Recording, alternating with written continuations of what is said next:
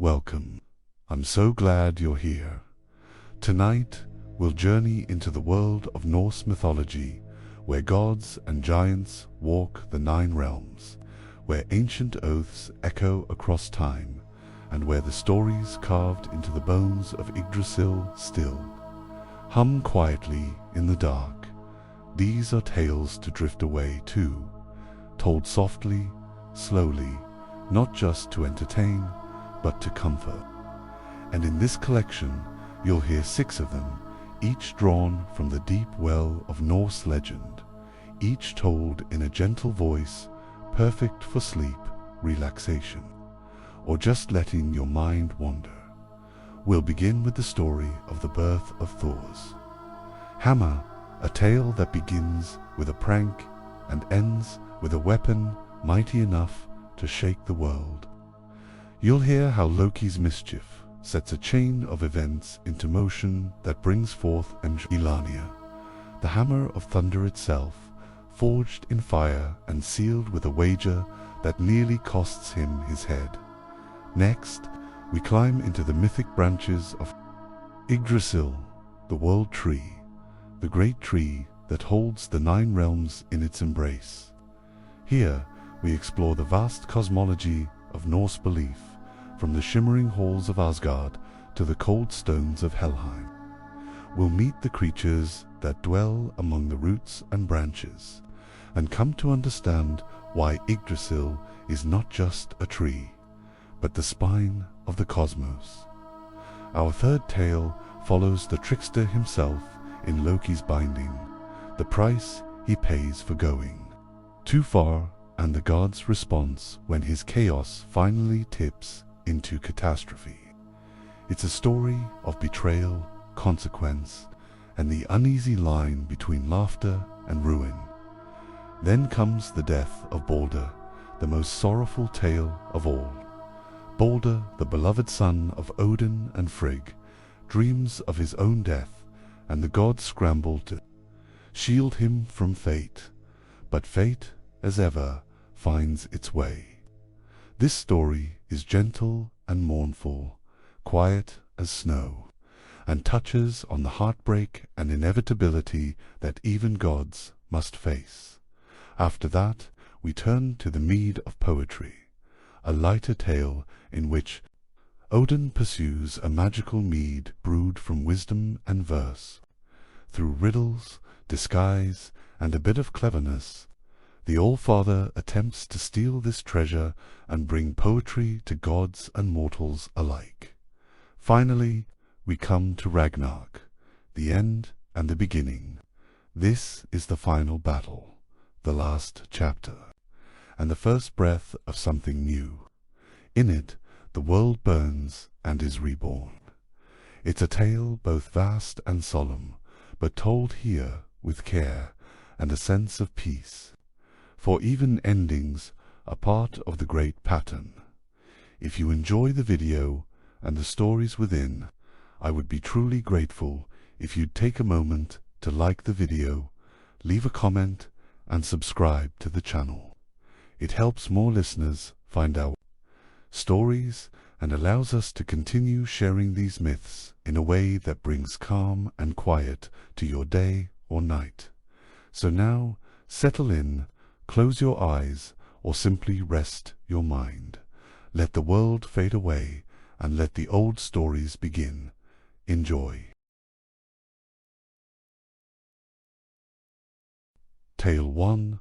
The birth of Thor's hammer morning drifted gently across the high halls of Asgard, gilding roof beams and brightening banners until every polished surface shimmered like water in sunlight, in the hush that always preceded the bustle. Of the god's day, the air lay perfectly still, broken only by the muffled wing beats of ravens gliding beneath the eaves. From the far side of the courtyard came the slow clop of a single horse being led toward its stall. Elsewhere, the faint clang of a distant forge echoed, as if the realm itself was stirring from pleasant dreams. Within that golden hush walked Sif, the wife of Thor, stepping softly through dew-pearl grass. her hair long, luminous, finer than the purest straw flowed behind her in ripples of sun-bright silk. It was said the wheat fields of Midgard had taken their colour from Sif's braid, and that the generous harvest of every mortal farmer paid silent homage to her shining crown. As she leaned to gather herbs for a morning draught, each strand cascaded forward, catching light the way a river catches sky. She seemed as much an emblem of summer warmth as a woman of flesh and spirit. No shadows lurked in that hour, save one, a slight, angled silhouette that watched from behind a stone pillar, its posture half coiled, half curious. Loki swift-minded, fleet-tongued stood barefoot on the flagstones, eyes bright with a private jest. Mischief tugged at him the way a fresh wind tugs a banner, persistent and exhilarating. He studied Sif's radiant hair, and in a heartbeat, an idea bold, irreverent, dazzling sparked to life. It bloomed so suddenly that he felt an almost physical itch to see it done. His lips parted in a silent chuckle. After all, what was a dawn in Asgard without a little daring? He waited until Sif bent lower, turning her face from the corridor, then stepped soundlessly to her side. With a silvered knife, thin as moonlight, honed to invisible perfection, he caught one shimmering lock, then another, severing them as if cutting ribbons from a bolt of cloth. The hairs fell in a pale waterfall, slipping through his fingers. Loki worked quickly, tracing the curve of her head, leaving no gleam untouched. When at last he withdrew, Sif remained unaware, still humming a soft tune while collecting leaves of yarrow and sprigs of thyme. Loki slipped away along the arcade, heart pounding, more alive than he had felt in weeks. He could hardly keep from laughter. His hand closed around the gilt strands, proof of his feet, and he imagined the look on Thor's face. The thought blazed within him brighter than the dawn itself. Mischief, yes, yet art too, in its audacity. Hours later Thor returned. From patrol beyond Bifrost, his boots dusted with frost and starlight. He strode down the central hall, greeting each attendant with brisk nods, until Sif emerged to meet him. She lifted her chin, meaning to kiss him, but Thor halted abruptly, stunned. Where sunlight should have danced across her golden hair, he saw only the short, blunt remnants of each lock, like a field reaped in a single stroke. Silence crashed between them. Sif's hand flew to her head. Her fingers pressed the uneven lengths. A tremor touched her lips. Thor's chest rose with a thundercloud breath. "What trick is this?" he asked, voice low but rumbling with a storm's promise.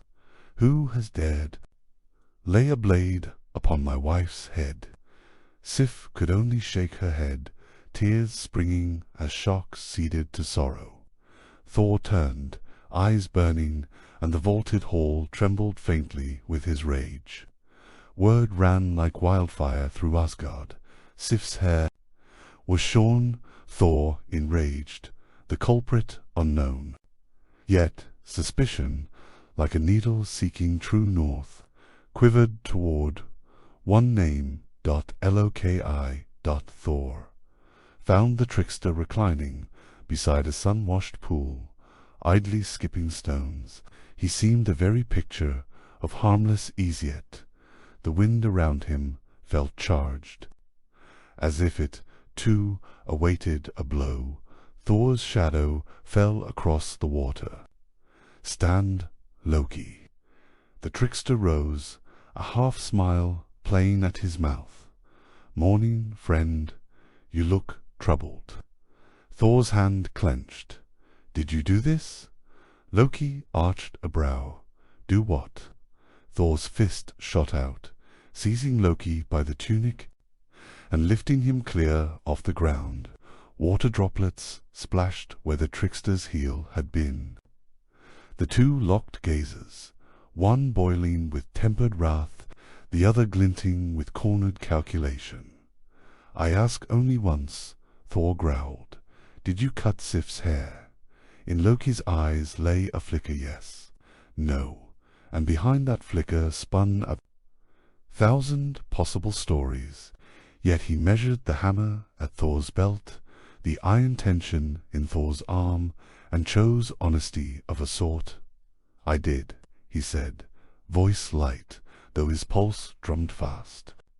A jest, nothing more. Thor's grip tightened. "You will make this right." A flicker again sharp, appraising Loki's mind, word. "I will," he said quickly, sensing the precipice on which he stood. "I swear it on my name, on the root of Yggdrasil, on the runes Odin carved.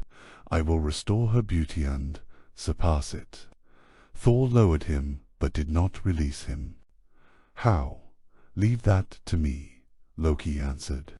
Conflict cooled within Thor a fraction. Storms, after all, spend themselves or break the world. He opened his hand. Loki staggered back, straightening his tunic, a tight smile forming. "Give me but a few days," he said, "and Sif's hair shall shine again literal gold, finer than ever." Thor's gaze remained thunderous. "If you fail, no sky or sea will shield you." "I shall not fail," Loki promised, and turned swiftly toward the Rainbow Bridge. Down Bifrost he traveled, colors rippling beneath his feet, breath frosting before him as he descended into the rocky vastness of Svartalfheim realm of dwarfs.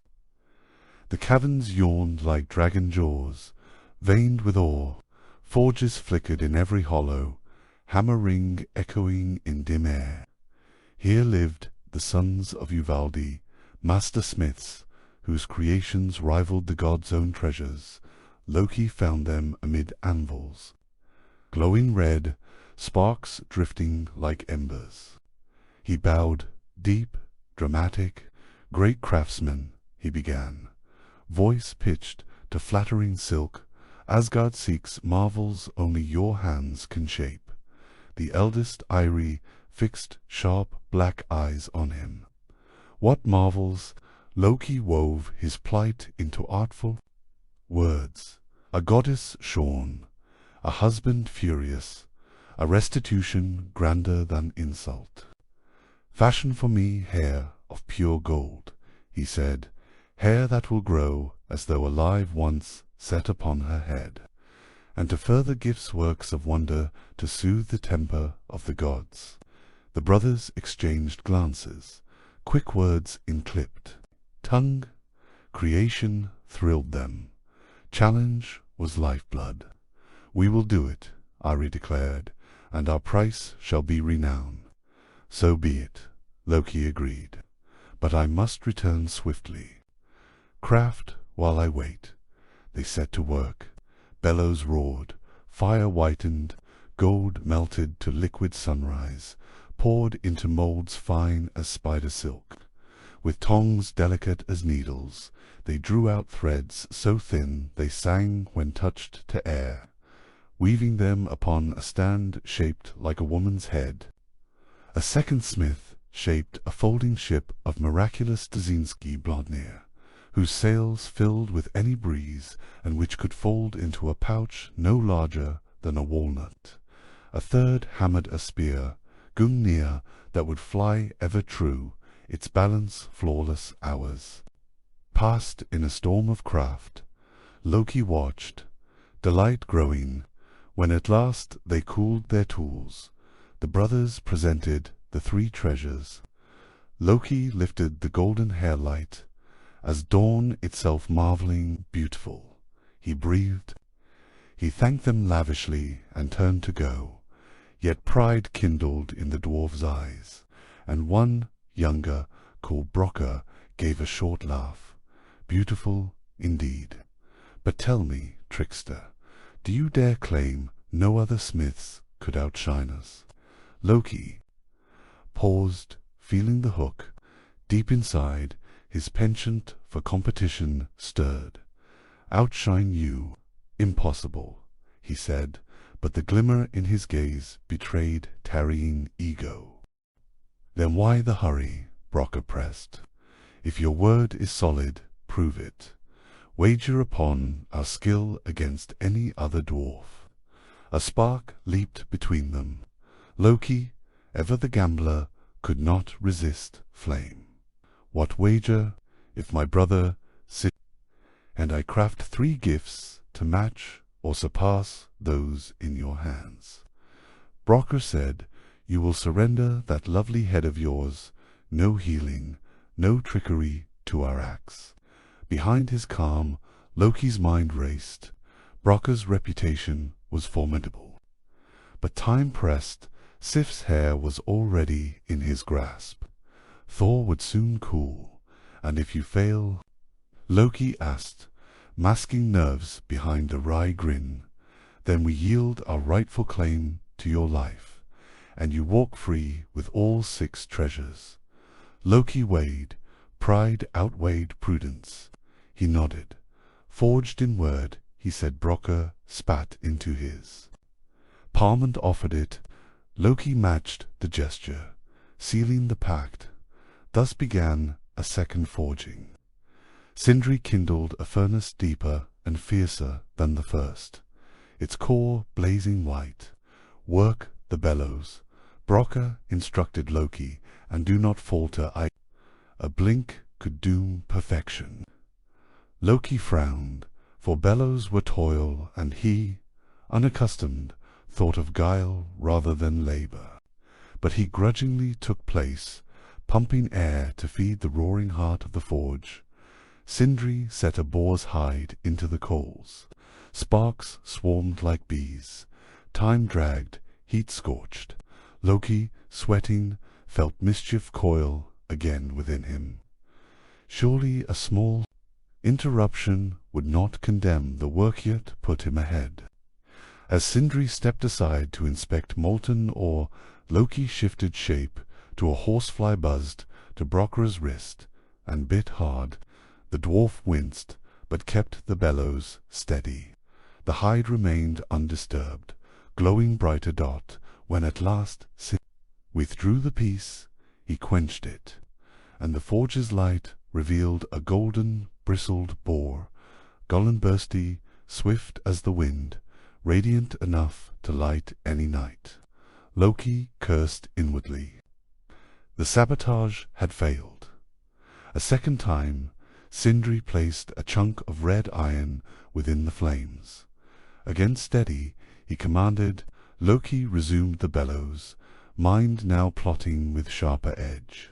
He shifted once more, this time a vicious gadfly, and struck Brocker's neck, drawing blood. Pain jerked the dwarf's arms, yet still he did not relent. The iron heated flawlessly. Sindri drew forth a magnificent ring, Dropner, from which, every 9th night, 8 identical rings would drip each, as weighty, each as pure. Loki ground teeth, sensing odds worsen. A final time, Sindri laid a thick iron bar upon the coals. Sweat darkened Loki's brow. Desperation nipped his thoughts. If this last gift excelled, his head was lost. As metal glowed white, Loki transformed.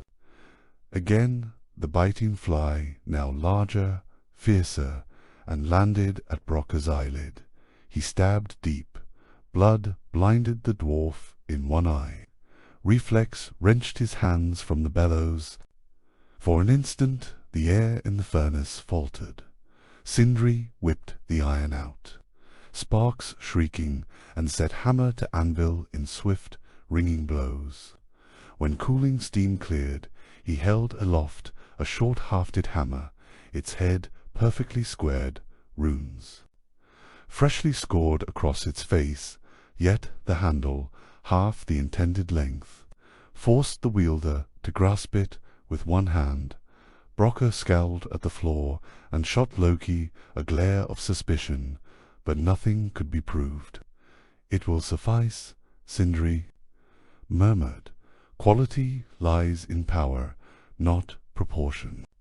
They wrapped their 3 gifts and marched with Loki, who now bore 2 sets of wonders to Asgard for judgment. The gods assembled in the high council chamber, pillars climbing like tree trunks to an arched ceiling painted with constellations. Odin sat upon his throne, ravens Hugin and Munin perched behind him. Frigg stood beside Sif, whose shorn head was veiled beneath fine cloth. Thor loomed near his wife, arms folded, stern. Look. I stepped forward, theatrically unspooling presents. Upon a long stone table, first he knelt before Sif, holding the golden hair. For the lady whose beauty guides summer, he declared, strands spun of red gold dawn, let them grace her once more. At Odin's nod, Sif lifted the veil. Loki placed the shimmering tresses upon her scalp. Instantly they rooted, flowing to her waist, brighter than before. Gasps of admiration rippled. Thor's shoulders eased fractionally. Next Loki presented Gungnir to Odin, a spear that never misses. True as the fates, Odin's single eye gleamed as he tested the balance, satisfied. Then Loki set Skidbladnir before Freya, god of fair. Whether a ship whose sails would billow with any breeze, and which folded to pocket size, wonders indeed. Brokkr and Sindri advanced to lay their own works. Brokkr announced with rough pride each name. Gullinbursti, the boar he gave to Freya, as well, promising unmatched speed across land or sky. Draupnir the ring he offered Odin, wealth made manifest through endless replication. Lastly he lifted the hammer, Milanir, handing it reverently to Thor. Thor grasped the handle short, yes, but forged for one-handed might. A thrill coursed up his arm. Weighty as mountains, it felt none the less an extension of his will. Brokkr explained its gifts. It would strike with force enough to crush giants, never miss, and return when called. It could shrink small to be tucked. Beneath the cloak, its power unaltered. The flaw of the short haft, he noted bitterly, lay only in aesthetics, not function. Odin called for judgment. Each god murmured, weighing beauty against potency. Sif's hair was exquisite, Gungnir faultless, Skidbladnir miraculous. Yet against Miglanir weapon protector, bane of frost giants, the earlier marvels paled. The hammer wins the contest. Odin pronounced, its worth to Asgard is beyond measure. Applause rolled through the hall. Brokkr straightened, eyes shining. At once he turned to Loki. Our wager, trickster. Your head, by right and by oath. Loki forced a laugh. Indeed, you'd recall the terms precisely. My head, but not my neck. A head removed without harming neck is impossible. Thus, bargain void. Murmurs rose, Brokkr sputtered. Quibbles of wording. Coward, Odin lifted a hand, silencing all. A bargain stands as spoken. If you cannot claim the head without the neck, you cannot claim it at all. Loki exhaled, sly triumph curling his smile. Brokkr thwarted, demanded at least the right to seal Loki's mouth, that it spread mischief. No more, Odin consented. The dwarf seized all Anthong, piercing holes through Loki's lips, and lacing them shut in tight leather cord. Only when work was done did the All-Father bid him release the bonds, but the sting remained both lesson and token of justice. Thor stepped forward. Mjolnir gripped firm. He turned to Loki, a grudging respect kindling behind stern eyes. Your mischief birthed curse and boon alike. Remember which serves Asgard. Loki rubbed his tender lips, offering a half-bow in days that followed. Tales of the hammer's forging spread across every realm. Deep beneath mountains, giants trembled, for they sensed in its echo a coming reckoning. In Midgard, farmers knelt beside swaying barley, grateful for Sif's restored radiance. And in Asgard, Thor found new purpose, protector not only of the gods, but of the fragile balance binding each world to the next. He strode to the training grounds at dawn, Mjolnir resting upon his palm. With a simple flex, he hurled it skyward. It blurred into cloud, thunder cracked, then in a heartbeat the hammer reversed course, streaking home to slap into his grasp with a sound like a closing gate. Lightning sizzled in its wake, yet Thor's grip remained gentle, almost affectionate, for he felt in the hammer the heartbeat of a friend. Odin watched from the parapet, Draupner gleaming upon his finger, Gungnir at his side. He measured Thor's silhouette against the sunrise, and nodded. Inwardly, Asgard was stronger, though strength so one bore cost stand.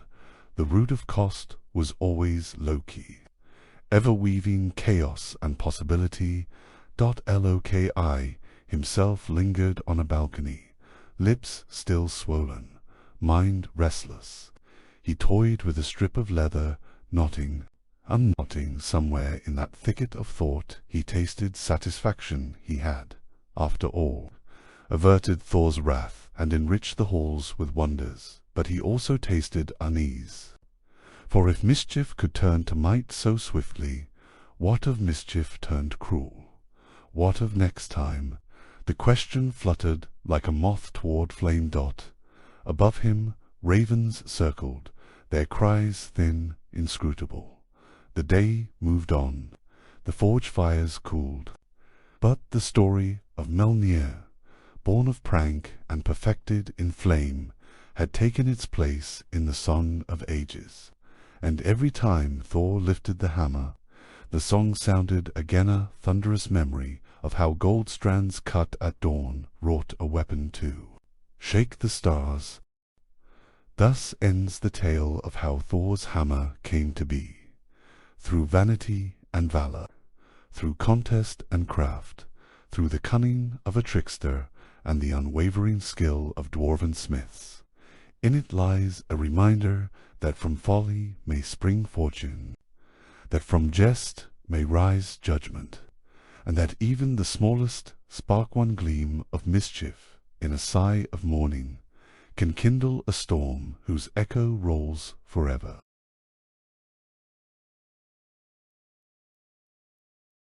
Tale.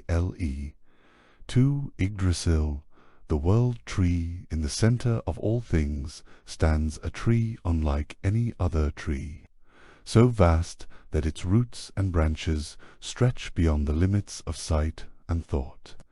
This is Yggdrasil, the world tree, the great cosmic ash, that binds together the 9 realms of Norse mythology. It is more than wood and leaf. It is the spine of the universe, the living thread that weaves existence into a single whole.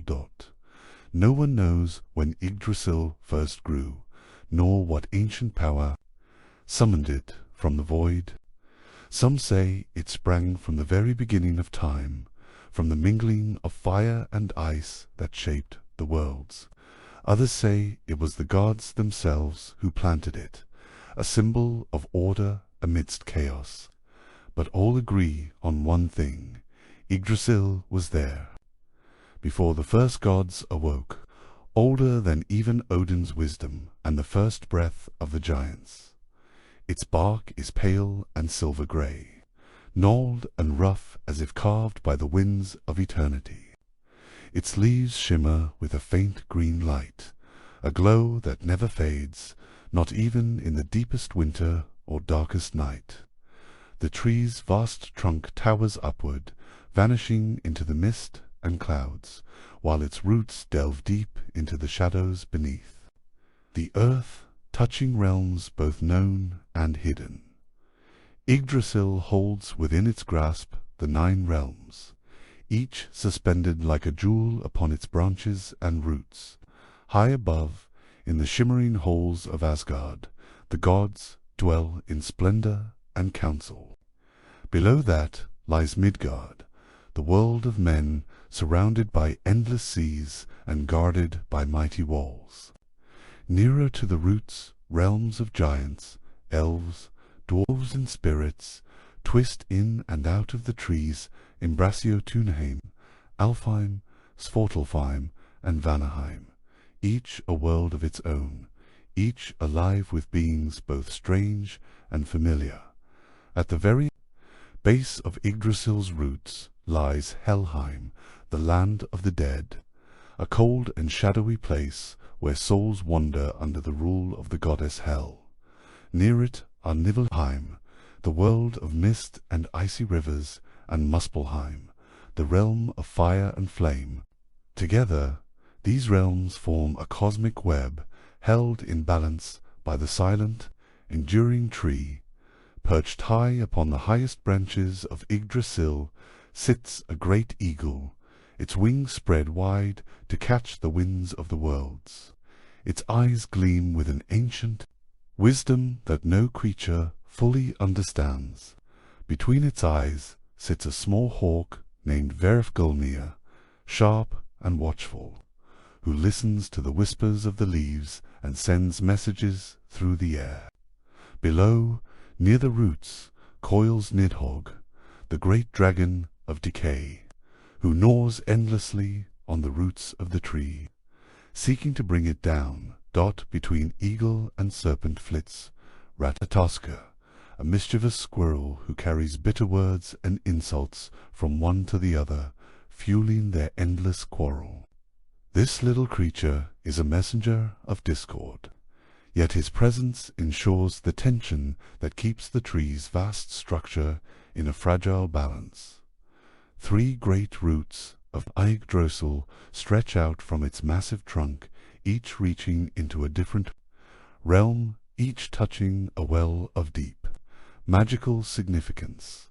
The first root plunges into Asgard, near the well of Ord, a sacred spring tended by the 3 Nornsuid, Verdondi, and Skuld who weave the fates of gods and men.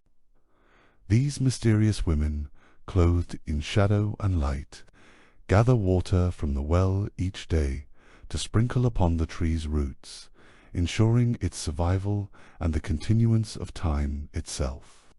Their loom spins endlessly, weaving the past, present, and future into an unbroken tapestry. The second root stretches into Jotunheim, near the well of Mimir. This well holds the deep wisdom of the ages, a source of knowledge that even the gods envy. Mimir, once a wise giant and counselor to the gods, now guards the well after losing his head in battle. Odin, in his unyielding quest for knowledge, sacrificed one of his own eyes to drink from Mimir's waters, gaining insight beyond the reach of mortal or divine minds. The third root extends into Niflheim, near the spring Hvergelmir, the bubbling cauldron from which all rivers flow. This place of ice and mist is ancient and foreboding, where waters rise sharp and cold, and frost clings eternally. It is from here that the tree draws the nourishment of the primordial waters, a silent source of life and death intertwined. Though Yggdrasil endures, it is not without struggle. The tree groans beneath the weight of the worlds it carries. Its bark sometimes cracks, its leaves shiver with unease. When Balder, the beloved god, died, a leaf fell gently from its branches, a soft sigh in the eternal air. When Loki broke free of his chains, the tree trembled as if in warning. Odin himself once hung from Yggdrasil's branches, pierced by his own spear in a ritual of sacrifice and learning. For 9 nights he dangled between worlds, giving up breath and blood, seeking the knowledge of the runes, the sacred signs that hold power over fate and time. From this ordeal, Odin gained wisdom to shape the cosmos and guide the destinies of gods and men. Above, Odin's ravens, Hugin and Munethot, and memory fly across the 9 realms and return to perch on Yggdrasil's branches, whispering the news of the worlds into Odin's ears. They bring him stories of kings and beggars, of monsters and heroes, so he might know all that passes beneath the great tree. As the prophecy of Ragnarok looms near, the tree will suffer greatly. Flames from Muspelheim will lick at its roots, while frost and ice from Niflheim will crack its branches. Nidhogg will rise from below, his mouth wide and hungry, devouring the dead and the dying alike. But even then, from the ashes of destruction, a new shoot will grow, a fresh beginning, a promise that life always returns. Yggdrasil is not merely a tree. It is the great axis of existence, the living record of all things past and yet to come. It is the embrace that holds together the cosmos, the silent witness to the endless dance of creation and destruction. Tonight, as you rest, you are cradled gently in the arms of this ancient tree. The stories of gods, giants, and men whisper softly through its leaves, inviting you to drift away into the vastness of time and myth. The world tree is a place of both life and death, of ceaseless motion and stillness. Among its branches and roots dwell countless beings, each with a role to play in the eternal balance. Some are benevolent, others malevolent, some wise, others cunning. All are part of the living tapestry that is Yggdrasil, the Norse bird, Verdandi, and Skuldar, perhaps the most mysterious inhabitants of the tree's realm. They are the weavers of fate, the unseen hands that spin the destinies of gods, giants, and men. Ord, whose name means what once was, represents the past. Verdandi, what is becoming, holds the present, and Skuld, what shall be, looks to the future. These 3 sit beside the well of Ord, tending the tree's roots with waters drawn from its depths. It is said that the very course of events, birth, death, war, and peace flow from their weaving. Beyond the control of even Odin, the Norns are not cruel arbiters, but necessary keepers of order. They remind us that time is a river, always flowing, never still. Their work is silent, but unending. Occasionally, travelers and gods have sought them out, hoping to glimpse their fate or to change the threads they weave. But fate, like the tree itself, is stubborn and unyielding. Close to the well of Ord lie other creatures, for deer named Dane. Devalin, Donair, and Dura Drandu feast on the new leaves of Yggdrasil. As they nibble gently, the tree is renewed, and the cycles of life continue. These deer are swift and silent, shadows among shadows, part of the endless rhythm of growth and decay. Among the roots near the well of Mimir slumbers the severed head of Mimir himself, who once held the greatest wisdom in all the worlds. Though his body was lost in battle, his head remains alive through Odin's magic, whispering secrets to those who listen. Many have sought Mimir's counsel, but it is a perilous gift. Knowledge comes with a price. Often a painful sacrifice it was. Odin's great sacrifice, giving up an eye in exchange for a single draught of Mimir's waters, that made him the wisest of all beings.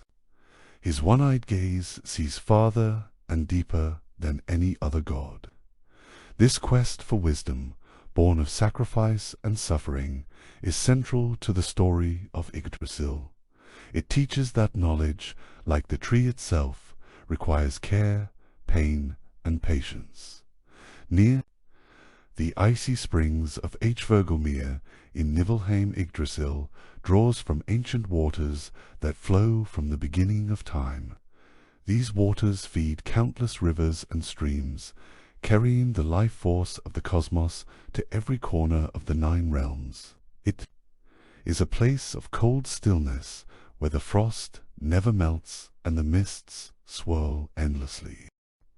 In this frozen realm lurk many creatures, sea serpents, frost giants, and shadowy spirits. They are both threats and protectors of the tree's roots. The frozen waters are harsh and unforgiving, but from them springs the possibility of renewal and growth, just as winter gives way to spring. Yet, despite the care given by the Norns and the nourishment from the sacred wells, Yggdrasil is not invincible. The great dragon Nidhogg gnaws endlessly at its roots, seeking to undermine the tree and bring ruin to the cosmos. Nidhogg is the embodiment of destruction, decay, and the dark forces that threaten to undo all life. But Nidhogg is only part of the balance.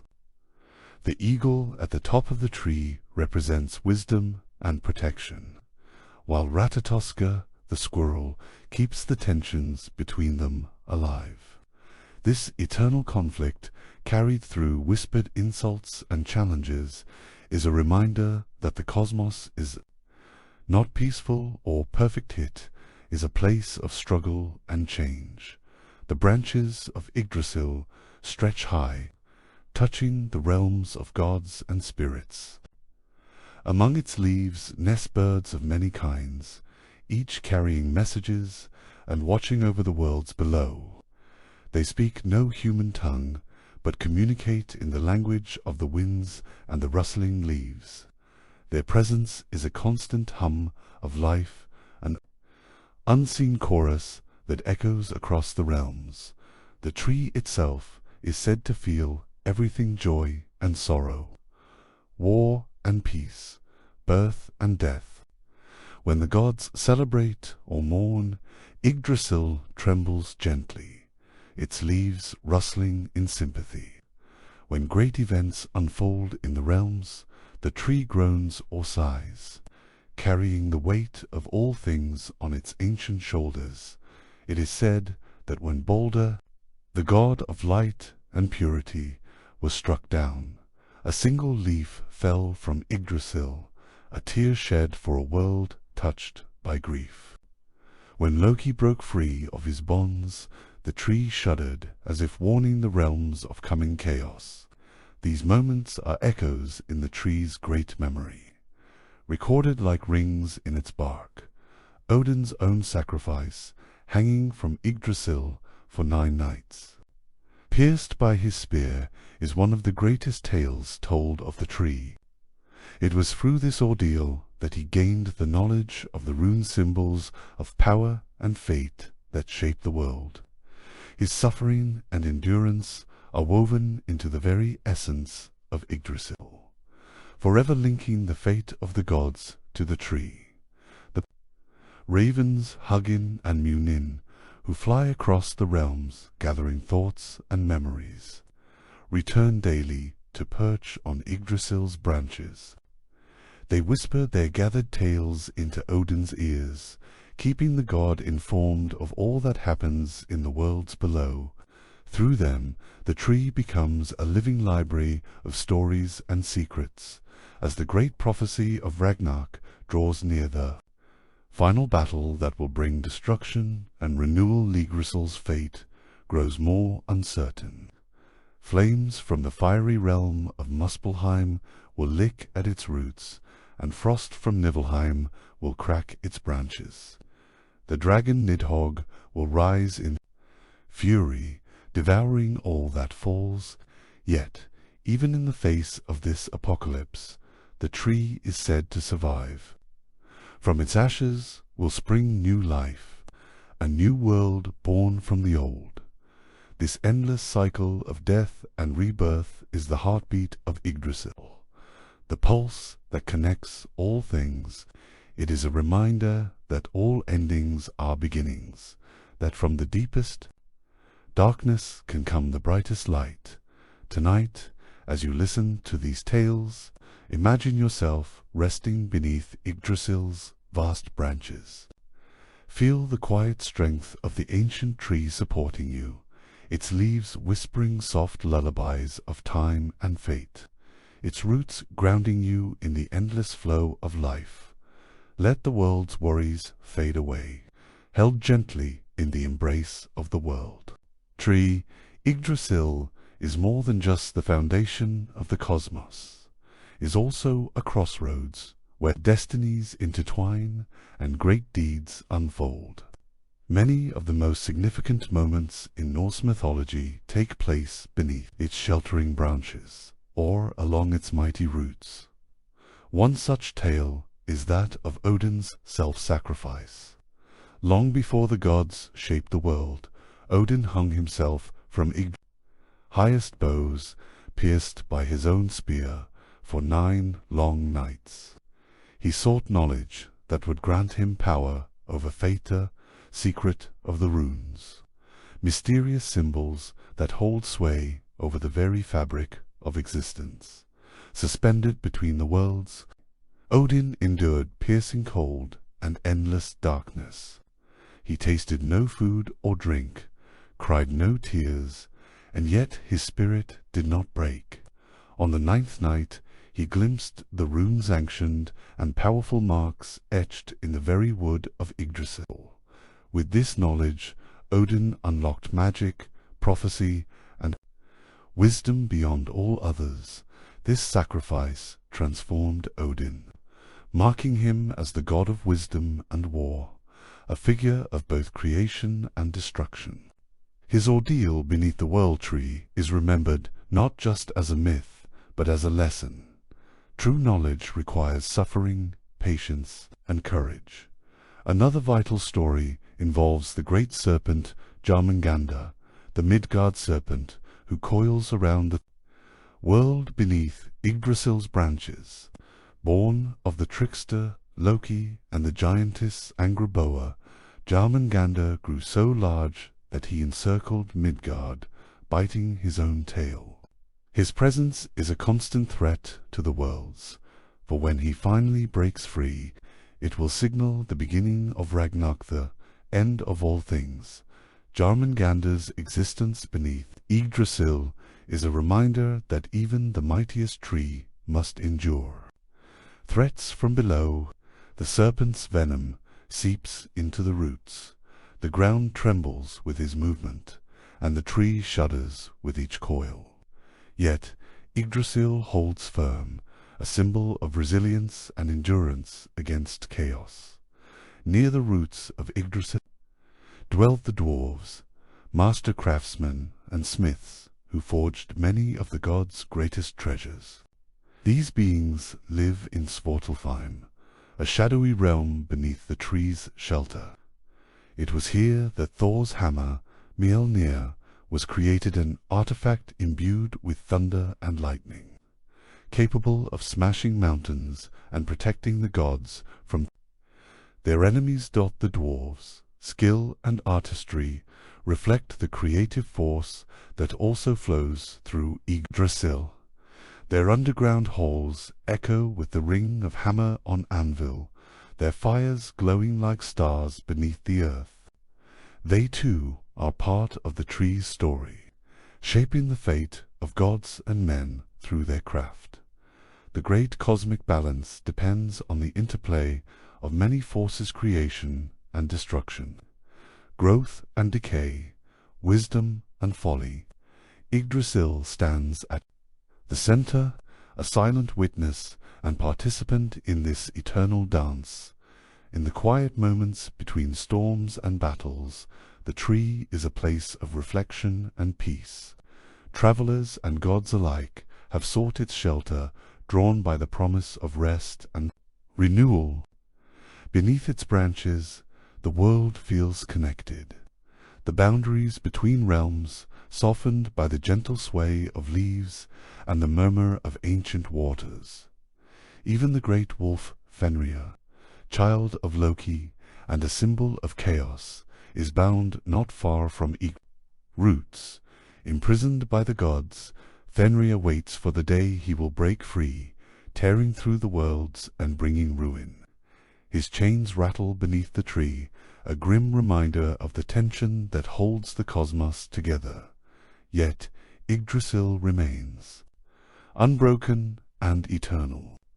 It is a symbol of hope as much as a fatir living bridge between past and future, between gods and mortals, between order and chaos. As you imagine yourself resting beneath the world tree, you can feel its strength and wisdom surround you. Its branches protect the heavens, its roots anchor the earth. It carries the stories of countless beings, whispering their tales into the endless sky. The world is vast, and time flows endlessly, but here, beneath Yggdrasil, all is one. Sleep now. Wrapped in the tree's gentle embrace, cradled by the living heart of the cosmos.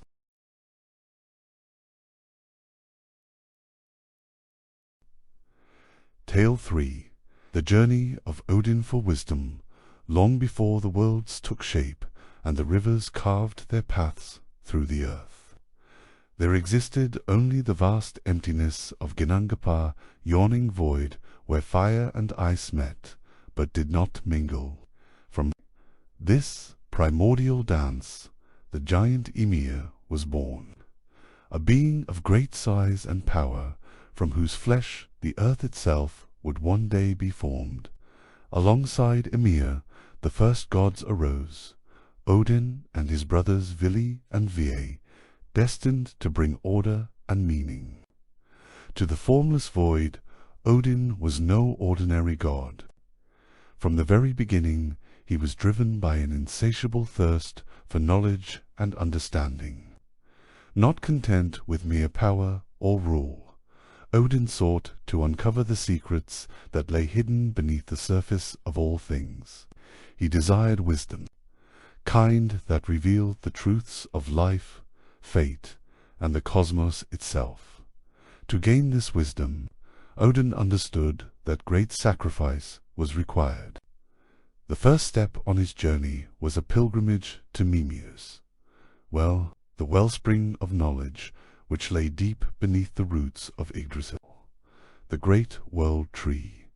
This tree was the axis of the cosmos, its branches stretching to the heavens and its roots plunging into the deepest realms.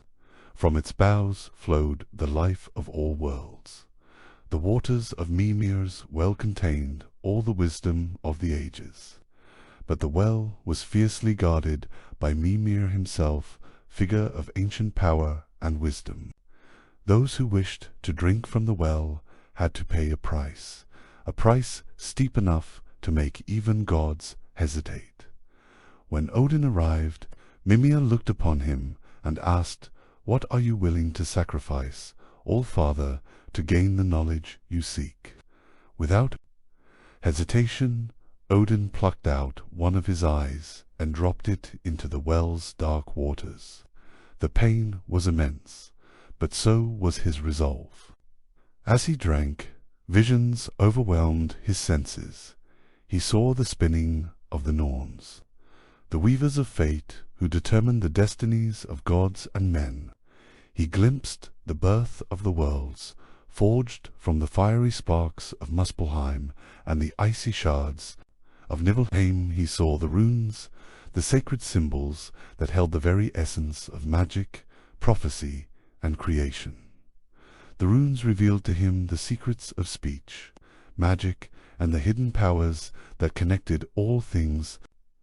Each rune was a key to understanding the universe's deepest mysteries. With newfound wisdom, Odin's journey continued. Next, he traveled to Jotunheim, the land of giants, where wild landscapes stretched under grey skies and jagged mountains loomed. There he sought out Vafthrûdnir, a giant renowned for his knowledge and mastery of riddles. Odin challenged Vafthrûdnir to a contest of witser, battle of questions and answers, riddles and riddles, to test their wisdom and knowledge. For days the two exchanged riddles that spoke of the cosmos's beginnings, the powers of the gods, and the fates that awaited them all. Their voices echoed through icy caverns and rocky peaks. Each riddle uncovered more of the ancient secrets, the origins of the world, the might of the gods, and the coming twilight known as Ragnarok. Finally, Odin revealed his true name, a moment of vulnerability and power. Recognizing Odin's wisdom and humility, Vafthrûdnir conceded defeat.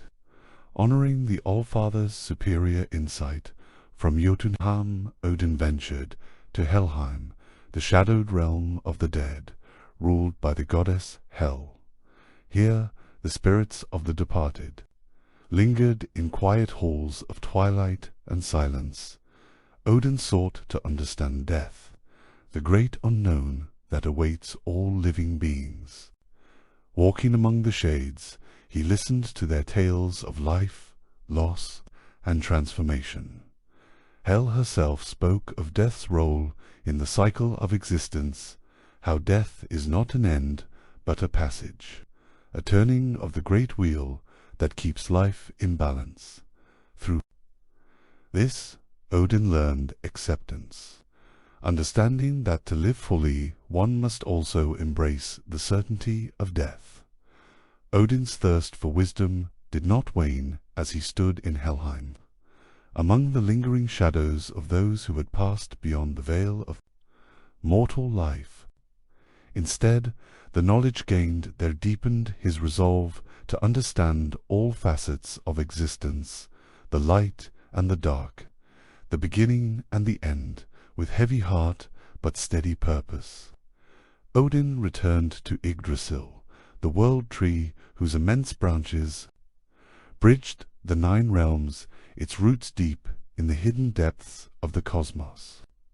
It was here that he would make his most profound sacrifice, one that would test his spirit, body, and mind to their limits.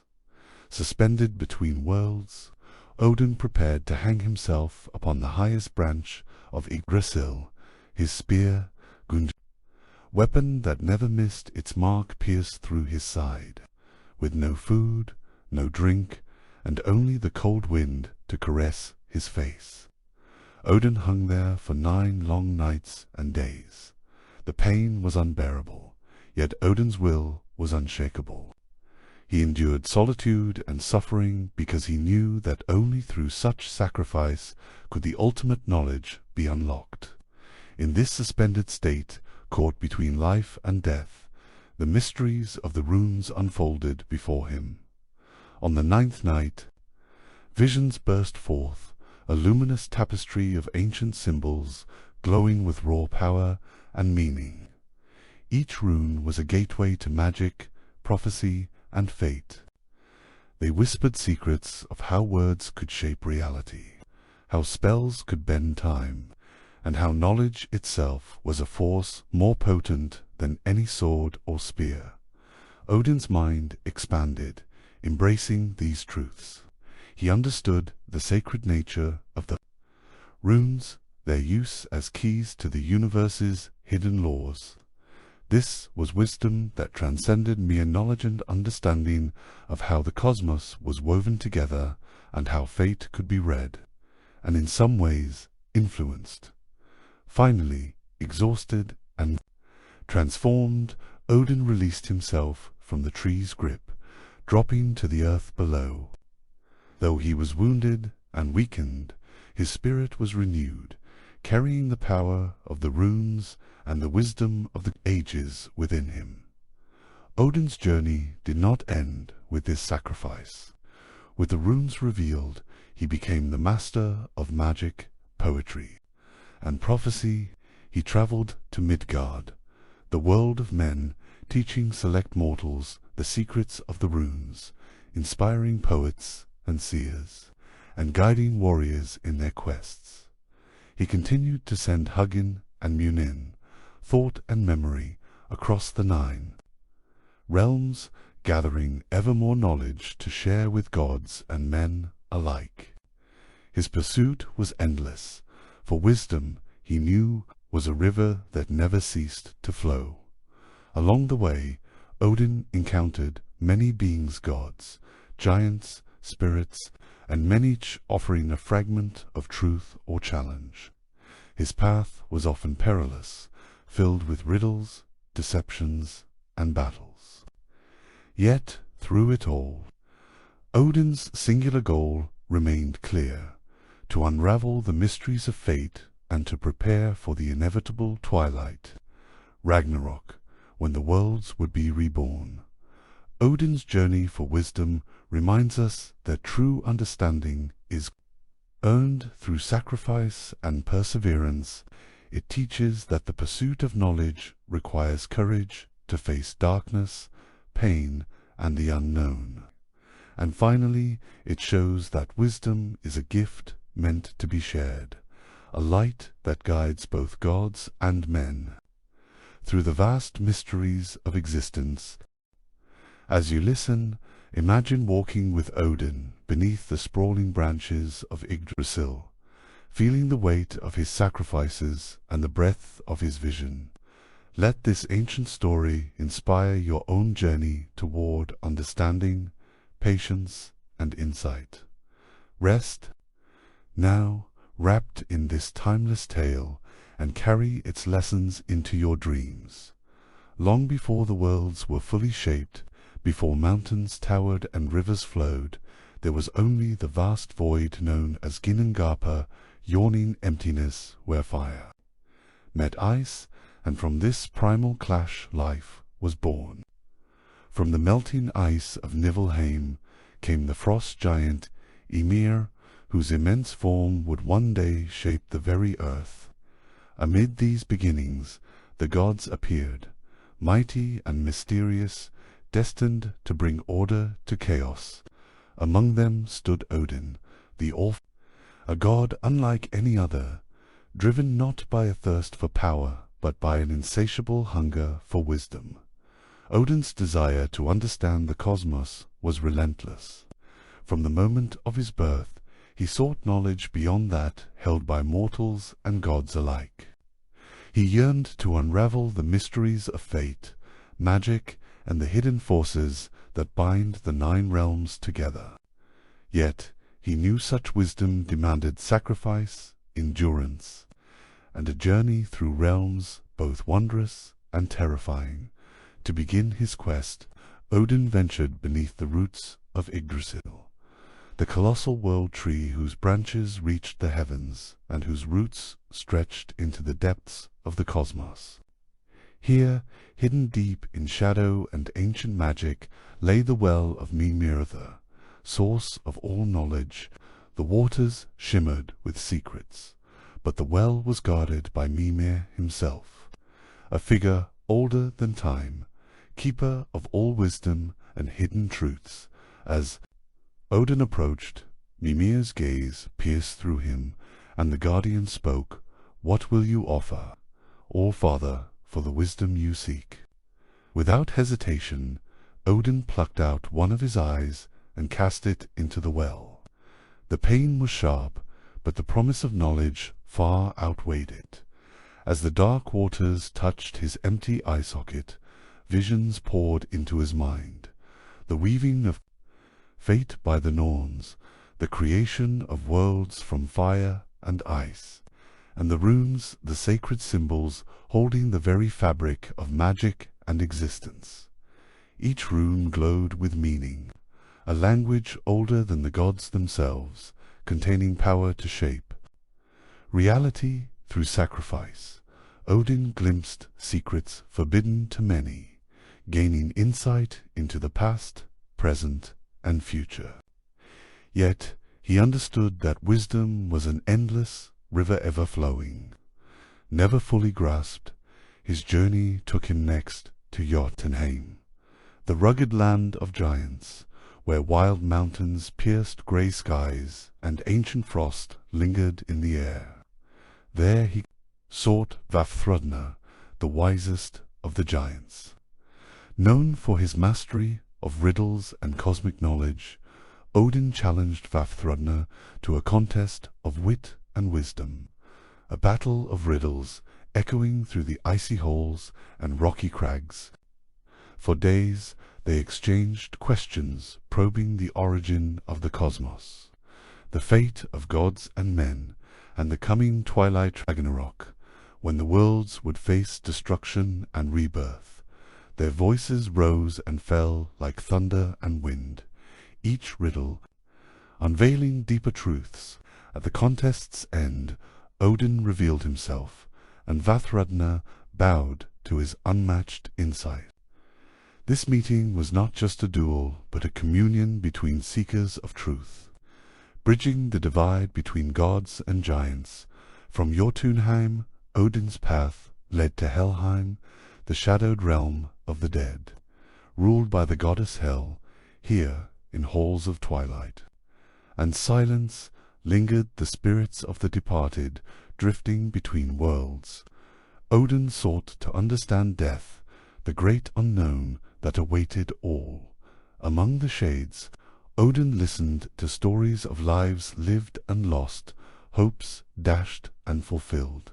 Hel spoke of death's role not as an end, but as a transformation, a necessary step in the eternal cycle of existence.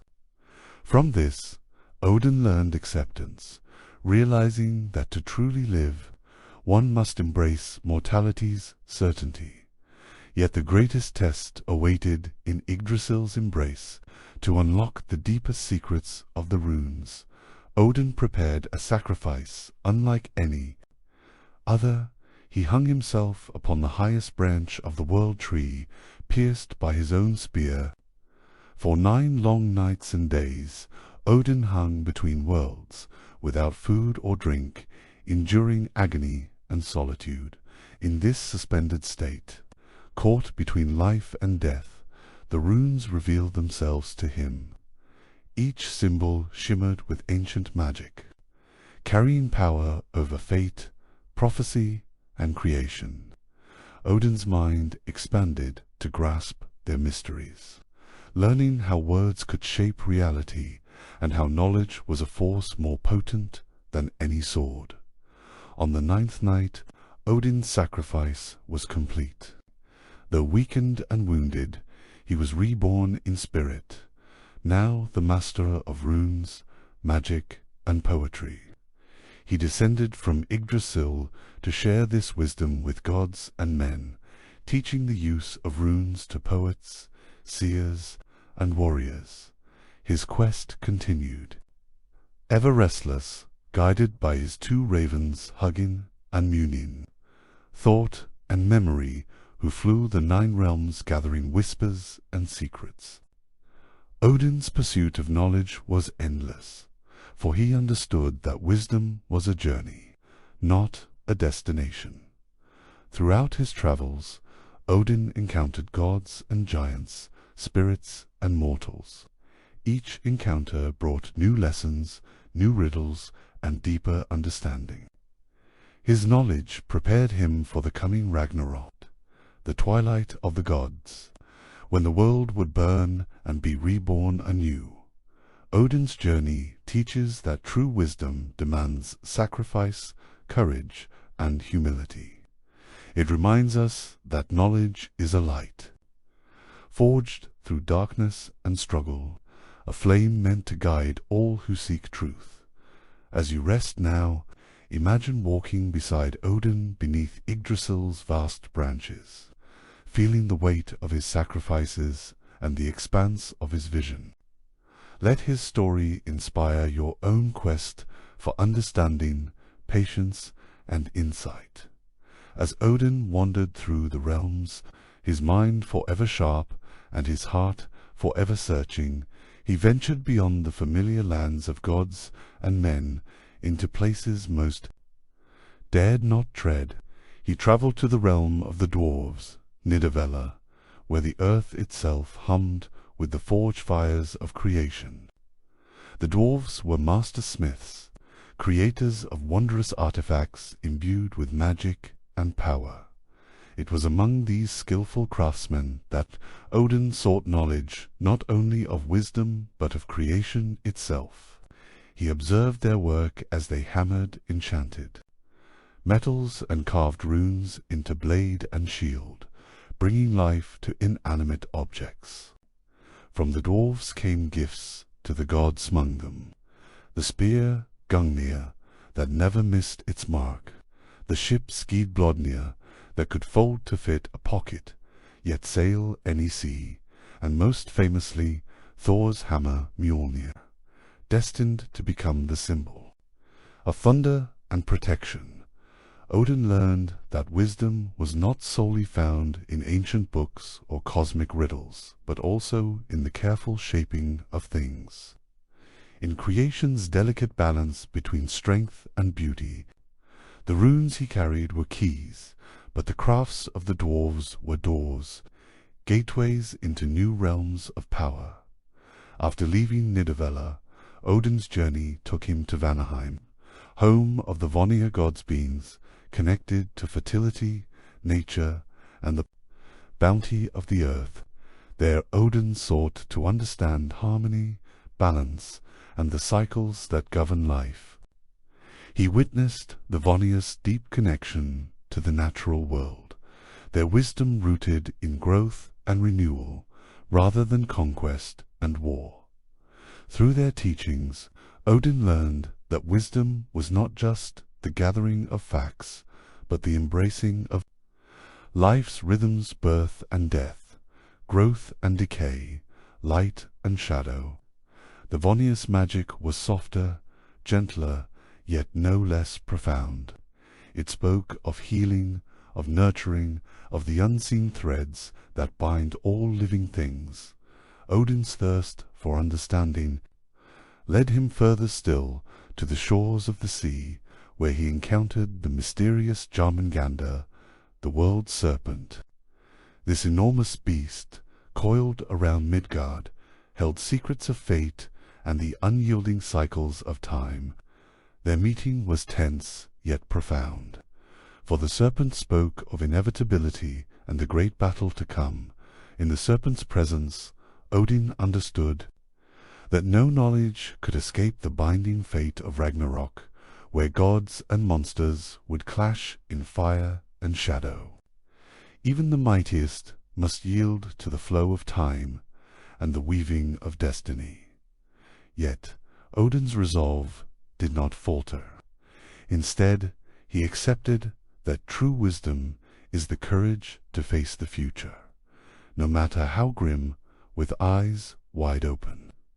The journey had taught him acceptance and preparation, not despair. As seasons passed and centuries rolled on, Odin's travels continued beyond the physical realms.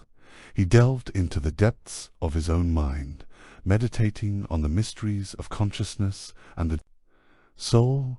He communed with spirits, shadows, and the forgotten voices of the past. In quiet moments beneath the stars, Odin spoke with his ravens, whose names Hugin and Munin reminded him that thought and memory are the guides of wisdom. They flew each day across the worlds, bringing news and secrets, feeding the All-Father's ever-hungry mind. that this constant gathering of knowledge made Odin a god unlike any other one, who was both fierce and gentle, wise and mysterious, a god who knew that true power lies not in domination but in understanding.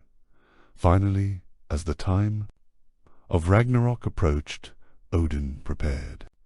His journey for wisdom had revealed not only knowledge, but also the weight of responsibility that comes with it. He knew that the fate of the worlds rested not just on strength, but on insight, foresight, and the bonds between gods and men. When the final battle came, Odin stood ready, knowing he might fall, but that his wisdom would live on in the stories told, the runes carved, and the memories carried by those who survived. Thus, the journey of Odin for wisdom was not a tale of conquest, but of endless seeking, sacrifice, and the understanding that knowledge is a path without end. Even after Odin's long wanderings through the realms and the deep sacrifices he made, his quest for wisdom was far from over.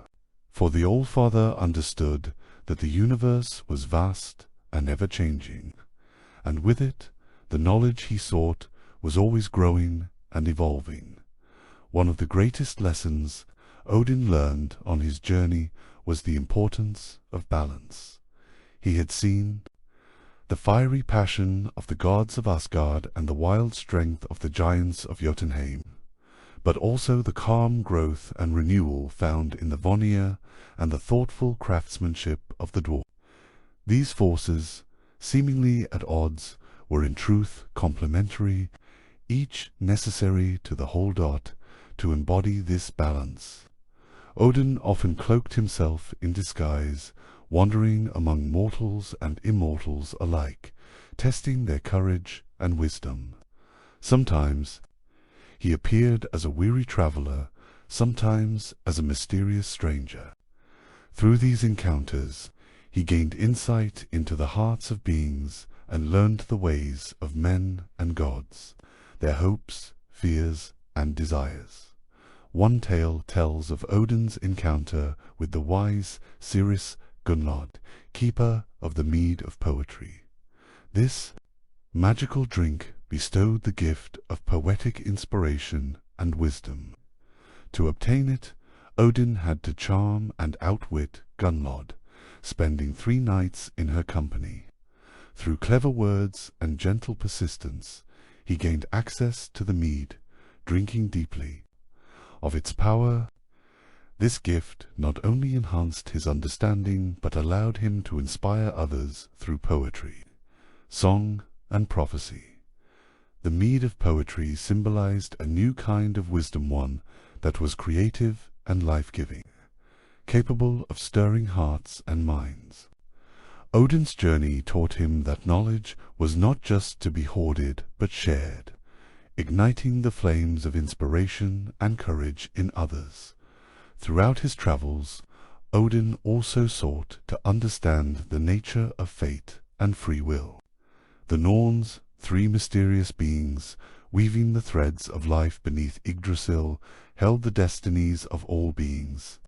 Odin approached them humbly, asking if even he, the Allfather, could change the paths they wove. Their answer was enigmatic. Fate was both fixed and flexible. Certain events were destined, yet choices and courage could alter the course of many lives. This paradox fascinated Odin, deepening his appreciation for the delicate interplay between destiny and freedom. Armed with this understanding, Odin became a god of wisdom who did not impose fate, but embraced it, guiding mortals and gods alike with knowledge and counsel. His ravens, thought, and memory continued to bring him news, weaving a tapestry of stories and truths from every corner of the cosmos. As the cycles of time marched toward Ragnarok, Odin's wisdom became a beacon of hope and preparation. He gathered the bravest warriors to Valhalla, where they would await the final battle. He taught them not only to fight, but to understand the meaning of courage, sacrifice, and honor. Odin's journey for wisdom is not just a tale of one god, but a timeless story that speaks to all seekers. It reminds us that the path to understanding is never easy and requires sacrifice, patience, and a heart open to both light and shadow. It teaches that wisdom is living knowledge, a flame passed from one generation to the next, a guiding star. In the vast night sky, and as you listen now, let the story of Odin's journey inspire your own quest for meaning. May it remind you to seek knowledge with courage, embrace the unknown with grace, and walk your path with both strength and wisdom. Rest now, wrapped in this ancient tale, and carry its lessons softly into your dreams. Odin's search for wisdom also led him deep into the mysteries of magic, a powerful and ancient force that shaped the very fabric of the worlds. He sought out the cider, a form of sorcery practiced by the Valva or wise women, whose powers could see beyond time and alter fate. Odin knew that to understand magic fully was to grasp a key part of the cosmos. In his travels, he encountered the Volva named Hyde, a woman of great power and vision. She welcomed Odin as a seeker of knowledge, and together they spoke of the hidden forces that wove through the 9 realms. Hyde taught Odin the rites and rituals of cider, showing him how to enter trance-like states and peer into the threads of destiny. Through her guidance, Odin learned that magic was not just spells and charms, but a deep connection to the worlds unseen. Energies a dance between thought and reality. This magic demanded respect, wisdom, and humility, for misuse could unravel the delicate balance of existence. Embracing this lesson, Odin expanded his mastery of runes, using them not only as symbols of power, but as tools to weave magic and shape. Fate, his spear, Gungnir, was not merely a weapon, but a channel of divine energy, capable of piercing through illusion and binding enemies. As his understanding of magic grew, so did Odin's sense of responsibility. He realized that wisdom was a gift to be used for protection and guidance, not domination. He sought to teach these principles to those who would listen. Spreading knowledge to ensure the survival of the worlds, Odin's journey also brought him face to face with the dark forces that sought to upset the cosmic order. He battled giants, who wished to tear down the walls between realms, and tricksters, who delighted in chaos and deceit. Each confrontation was a test of his resolve, cunning, and knowledge. One such encounter was with the trickster god Loki, whose shape-shifting and cunning posed both a challenge and a paradox. Loki's mischief brought trouble, but also change and growth. Odin recognized that even chaos had a place in the grand design, and that understanding such forces was part of true wisdom.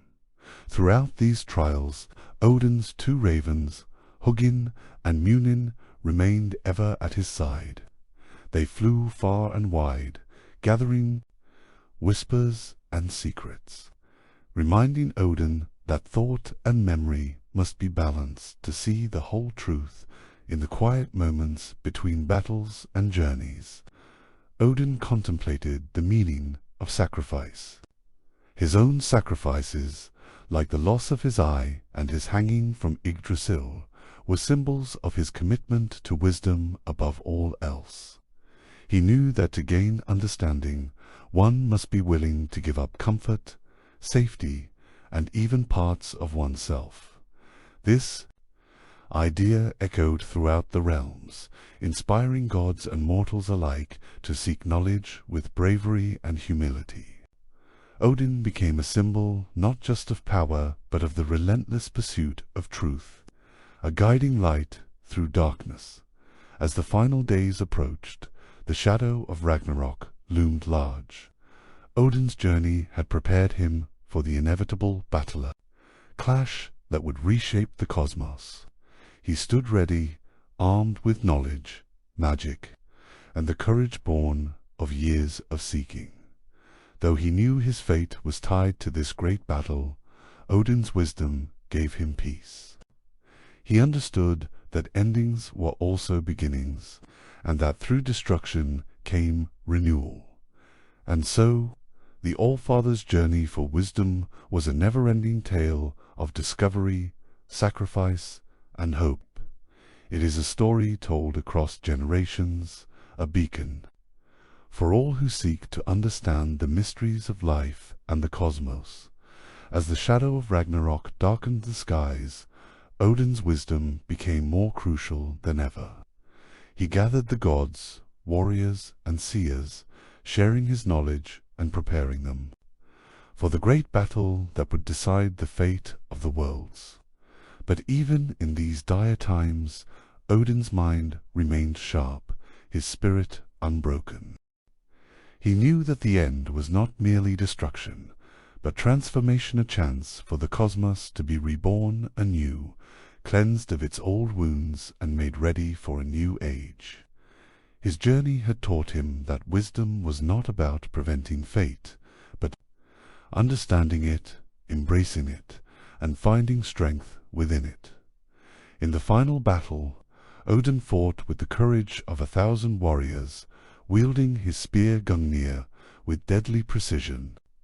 His ravens, Hugin and Munin, soared above the battlefield, gathering memories to carry on after the gods' fall. Though the forces of chaos were overwhelming, Odin's resolve never faltered. But even the All-Father could not escape fate's cruel grasp. He faced the monstrous wolf Fenrir, a creature born of chaos and destruction. Their battle was fierce and desperate, shaking the very foundations of the worlds. In the end, Fenrir's jaws closed around Odin, and the god fell. Yet, Odin's death was not the end of his story. From his sacrifice sprang new wisdom, new hope. The worlds were destroyed but would rise again, reborn from the ashes, nurtured by the lessons Odin's journey had imparted. His legacy lived on in the runes, in the stories told by skalds and seers, and in the hearts of those who sought knowledge and courage. Odin's quest for wisdom reminds us that true understanding is born from sacrifice, courage, and an unyielding desire to know the truth as you rest now. May the tale of Odin's journey inspire you to seek your own path of wisdom with patience and grace. Let his story be a gentle guide in the quiet moments, a soft whisper encouraging you to embrace both light and shadow in your quest for understanding. Sleep well, wrapped in the timeless magic of this ancient tale.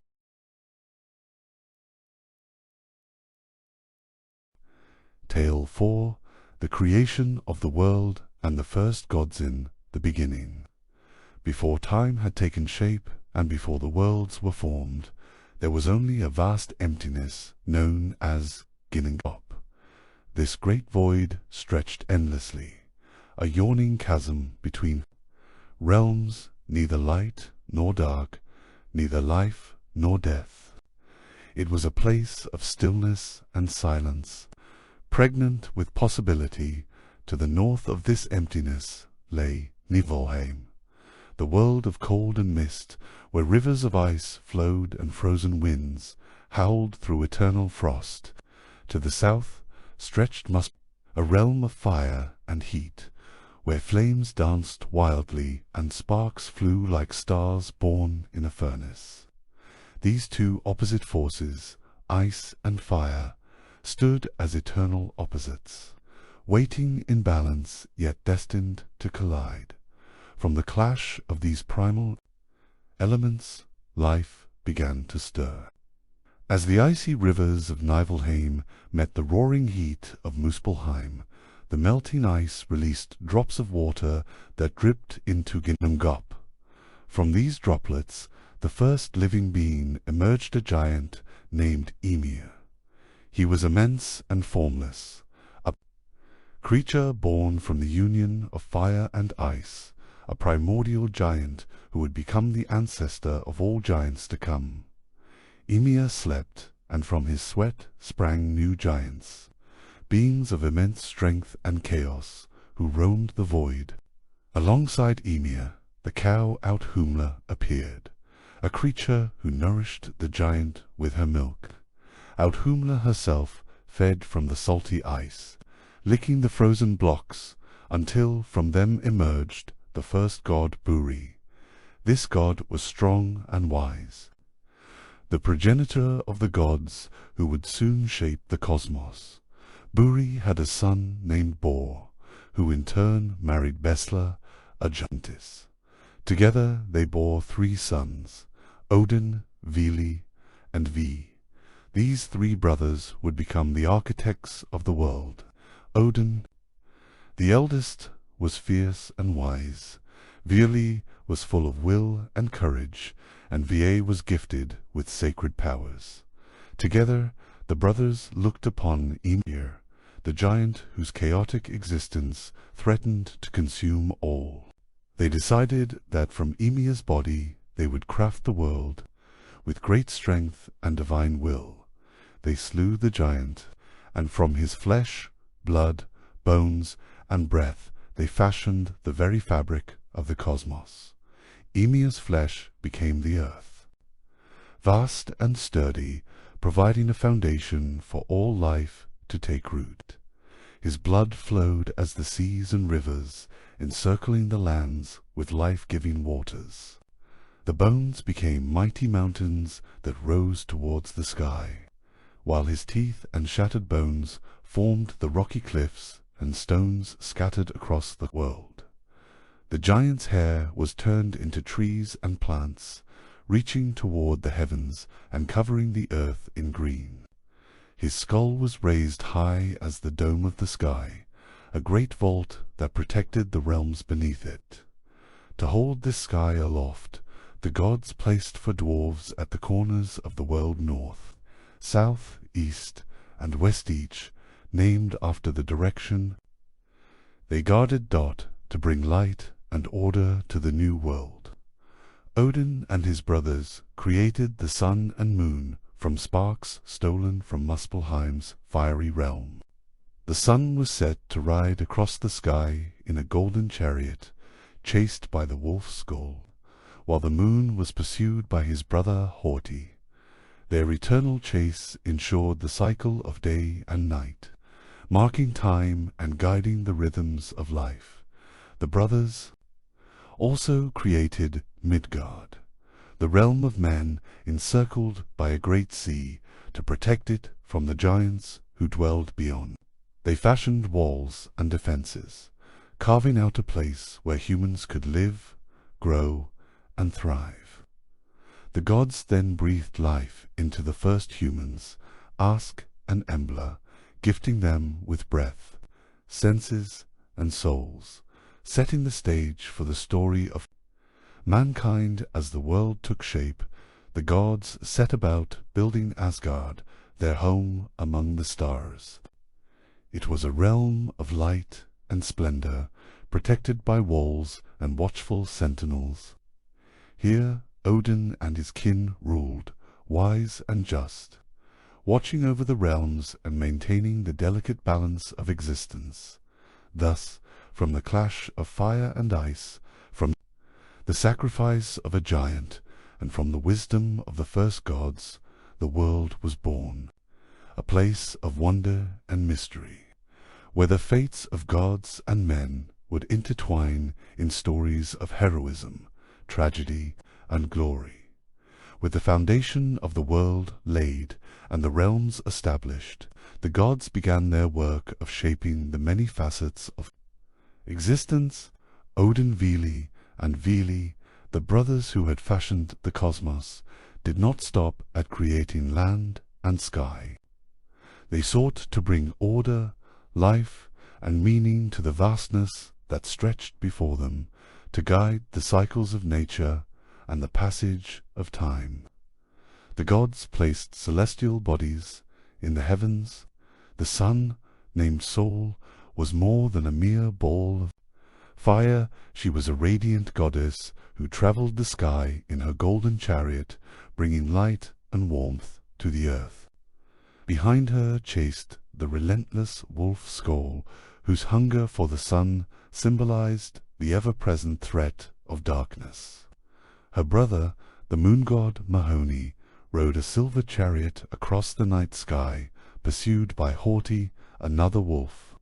These cosmic pursuits ensured the eternal cycle of day and night, light and shadow, a rhythm that would govern the lives of gods and mortals alike. The gods then created the stars, sprinkling them across the dark canopy of night like glittering jewels. These stars were said to be sparks from the fires of Muspelheim, captured and placed in the heavens to guide travelers and mark the seasons. The constellations told stories of heroes and creatures, weaving the tales of the past into the fabric. Of the sky, Midgard, the realm of humanity, was crafted with great care. Enclosed by a vast sea and protected by a wall formed from the eyebrows of Ymir, Midgard was a safe haven amid the chaos. It was here that the first humans, Ask and Embla, were brought to life by the breath of the gods. Odin gave them spirit and life, Vili granted understanding and movement, and Va bestowed speech, sight, and hearing.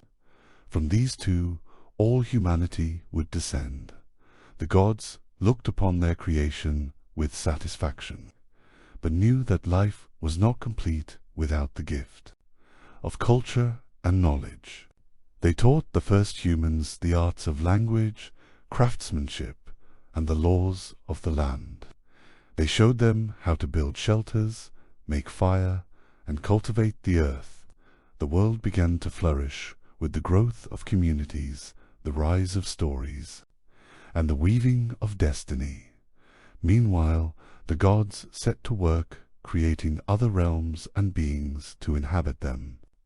The elves, radiant and wise, were given homes in Alfheim, a land bathed in light and magic.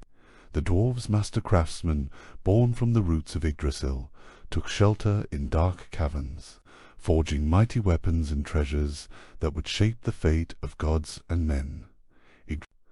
The great world tree stood at the center of all realms, its roots and branches stretching beyond sight. It was the axis of existence, holding together the many worlds in a delicate balance. The gods frequented its branches, seeking counsel and wisdom from the well of Mimir, whose waters granted knowledge beyond measure. Yet, as with all creation, there were shadows lurking. The giants of Jotunheim remained a constant threat, their chaotic nature opposed to the order the gods sought to maintain. Though many giants were enemies, some shared bonds with the gods, and their interactions often led to both conflict and cooperation. Among the first stories told was the birth of Thor, the mighty god of thunder, son of Odin, and the earth goddess Fjörgyn. Thor embodied strength, protection, and the fierce power of storms. His hammer, Mjolnir forged by the dwarves, became a symbol of protection against the forces of chaos. The gods also established rituals and festivals to honor the cycles of nature and the spirits of the land. These ceremonies were times of gathering, storytelling, and communion with the divine. Through these traditions, the bonds between gods, humans, and nature were strengthened.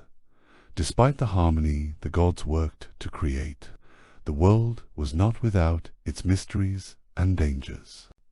The serpent Jarmungandr, born of Loki and the giantess Angrboda, grew to encircle Midgard, a looming threat beneath the waves. Fenrir, the monstrous wolf, grew ever larger and more fierce, destined to play a pivotal role in the fate of the gods.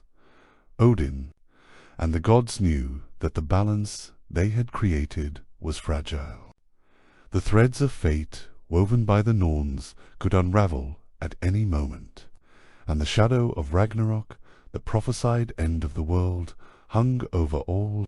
Yet, through wisdom, courage, and sacrifice, the gods prepared to face whatever trials the future held. Thus, the creation of the world and the first gods was not just the beginning of existence, but the foundation of a vast and intricate story, one of light and darkness, order and chaos, life and death. It is a story that continues to echo through the ages, inviting all who hear it to ponder the mysteries of creation and the enduring power of hope that as the worlds settled into their places and the gods established their domains, the story of the first gods continued to unfold in greater depth and complexity. Odin, Vili, and Vili were not merely creators. They were rulers, warriors, and seekers of knowledge, each playing a vital role in shaping the cosmos and guiding its fate. Odin, the All-Father, was the chief among the gods, wise beyond measure and ever seeking deeper understanding. His thirst for knowledge drove him to great lengths, including sacrifices that few could bear. He hung from the branches of Yggdrasil for 9 long nights, pierced by his own spear, to gain the secrets of the runes, mystical symbols that held great power. Through this self-imposed trial, Odin gained the ability to weave magic into the very fabric of reality. Using the runes as tools of wisdom and power, his brothers, Vili and Vi, complemented Odin's strength. Vili, embodying will and determination, helped shape the spirits and consciousness of all beings, granting them the ability to reason and make choices. Va, associated with sacredness and the divine, bestowed speech, sight, and hearing, bringing clarity and presence to the living together. The 3 brothers laid down the laws that would govern the worlds. They crafted the heavens, the seas, and the lands, and set boundaries to keep the chaotic forces at bay. They established Midgard as the domain of men, a realm nestled safely in the heart of creation, protected by the gods' watchful eyes. As time passed, the gods grew in number and strength. The Aesir, the pantheon of gods, led by Odin, included mighty figures like Thor, god of thunder and protector of mankind, and Frigg, Odin's wife and goddess of marriage and destiny. These gods took on roles not only as protectors and rulers, but as embodiments of natural forces and human qualities. The interactions among gods, giants, elves, and humans wove a complex tapestry of alliances, rivalries, and stories. Giants, descendants of Ymir, were often antagonists to the gods, embodying chaos and wild nature. Yet, some giants were kin or allies to the gods. Blurring the lines between friend and foe, the gods built magnificent halls and strongholds, places where they gathered to feast, make decisions, and prepare for the future. Valhalla, Odin's great hall, was a realm where fallen warriors, chosen by the Valkyries, would reside, training for the final battle of Ragnarok. This eternal preparation underscored the gods' awareness of the impermanence of even their divine realm, magic, and prophecy became central themes in the god's story. The seers, or Valva, held knowledge of the future and spoke truths often veiled in riddles. Odin himself sought to understand the threads of fate woven by the Norns, three mysterious beings who spun the destiny of gods and men alike. Despite their power, even Odin could not escape the decrees of fate. The balance of creation was delicate, and the gods remained vigilant against forces that sought to disrupt it. Loki, the trickster god, brought mischief and chaos, often testing the patience and wisdom of the other gods. His cunning and unpredictability were both a source of trouble and a catalyst for change. The tale of the creation of the world and the first gods is rich with symbolism and meaning. It speaks to the eternal struggle between order and chaos, the importance of wisdom and sacrifice, and the interconnectedness of all things. It reminds us that creation is not a single event, but an ongoing process, one that requires courage, hope, and the willingness to face the unknown. As you rest and listen, may these ancient words fill you with a sense of wonder and peace. May the story of beginnings inspire you to embrace your own journey with patience and courage, knowing that every ending carries the seed of a new beginning as the world continued to grow, and the realms found their places within the great tapestry of existence. The gods faced challenges that tested their strength and wisdom. The peace they had forged was fragile, balanced on the edge of chaos and order. The giant race, born from Ymir's blood and flesh, did not cease their restless roaming.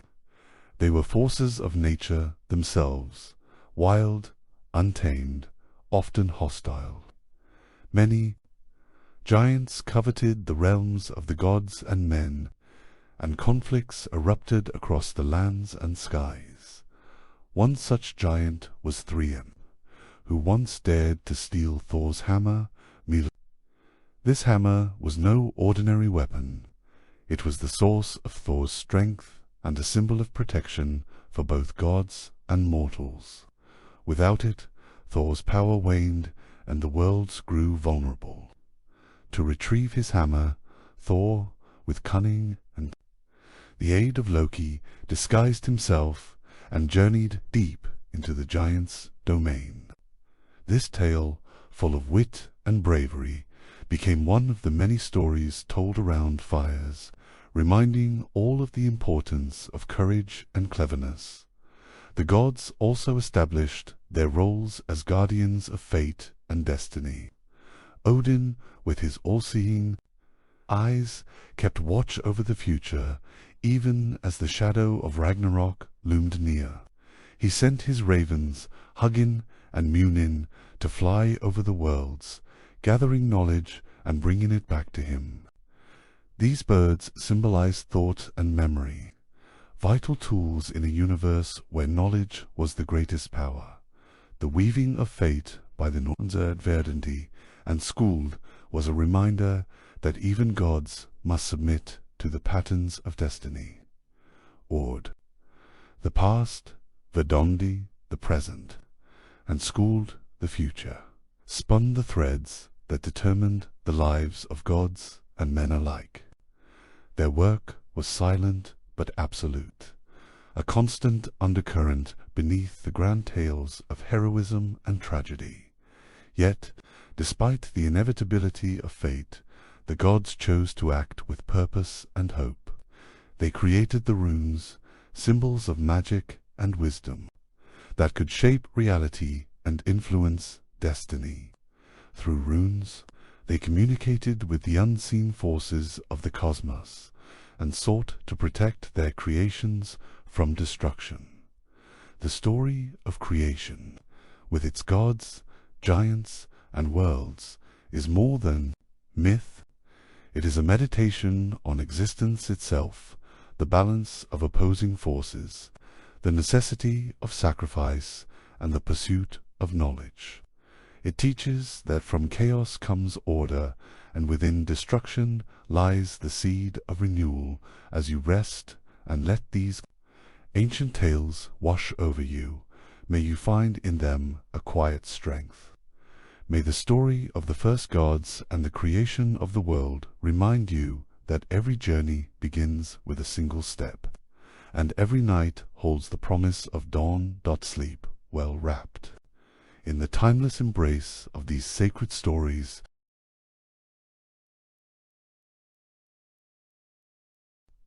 Tale 5.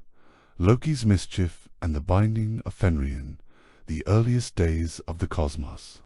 When the worlds were still young, and the great tree, Yggdrasil, stretched its roots and branches across all realms, there lived a creature destined to shake the very foundations of existence. This creature was Fenrir, the monstrous wolf, born not merely of flesh and bone, but of chaos and prophecy. He was the son of Loki, the trickster god known for his cunning and mischief, and Angrboda, a giant from the shadowy land of Jotun. From his birth, Fenrir's fate was entwined with that of gods and men. Light and darkness, creation and destruction. The gods of Asgard, upon learning of the wolf's existence, felt a chill run through their immortal hearts. They saw in Fenrir not just a wild beast, but a force that could bring ruin to their carefully crafted order. The seer spoke in hushed tones of prophecies that Fenrir would one day break free from his bonds and usher, in the twilight of the gods, Ragnarok, when the worlds would crumble and new ones be born from the ashes. As Fenrir grew, so did his immense strength and size. He was no ordinary wolf. His jaws could crush mountains, his howl shake the very air, and his spirit was fierce. And unyielding to the gods, the wolf became a symbol of the chaos they feared most, the wild forces beyond their control. The unpredictability of fate. Fearing what Fenrir might do, the gods resolved to bind him. Yet binding such a creature was no simple task. Their first attempt was to craft a heavy iron chain called leading. They approached Fenrir with this chain, offering it to him as a test of his strength. Fenrir, curious and proud, accepted the challenge and allowed himself to be chained. Yet with a single mighty effort, the wolf broke free, shattering the iron as if it were twigs. The gods were troubled, but not defeated. They forged a second chain, Drami, even stronger and heavier than the first. Once again they challenged Fenrir, who accepted, confident in his power. But this time too the wolf strained and snapped the chain, roaring in triumph and defiance. Each time Fenrir broke free, the gods' anxiety grew, for they knew the prophecies were not idle words but warnings of what was to come. Realizing that no ordinary chain would hold Fenrir, the gods sought out the dwarves' master, craftsmen, and magicians who lived deep within the earth. These dwarves were known for their unparalleled skill in forging weapons and artifacts imbued with magic. The gods commissioned them to create a binding unlike any other, a chain that would hold the wolf until the end of days. The dwarves worked in their hidden forges, crafting a ribbon-like rope known as Gleipnir. Gleipnir was unlike any chain made of iron or steel. It was thin and light as silk, but held strength beyond imagination. The materials used were impossible to find in the natural world. The sound of a cat's footsteps, the beard of a woman, the roots of a mountain, the sinews of a bear, the breath of a fish, and the spittle of a bird.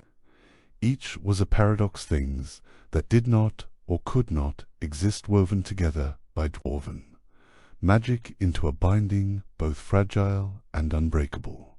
When Gleip was presented to Fenrir, the wolf's suspicion was immediate. He sensed a trick, a trap laid by the gods. Fenrir was proud and wise, and he would not submit without conditions.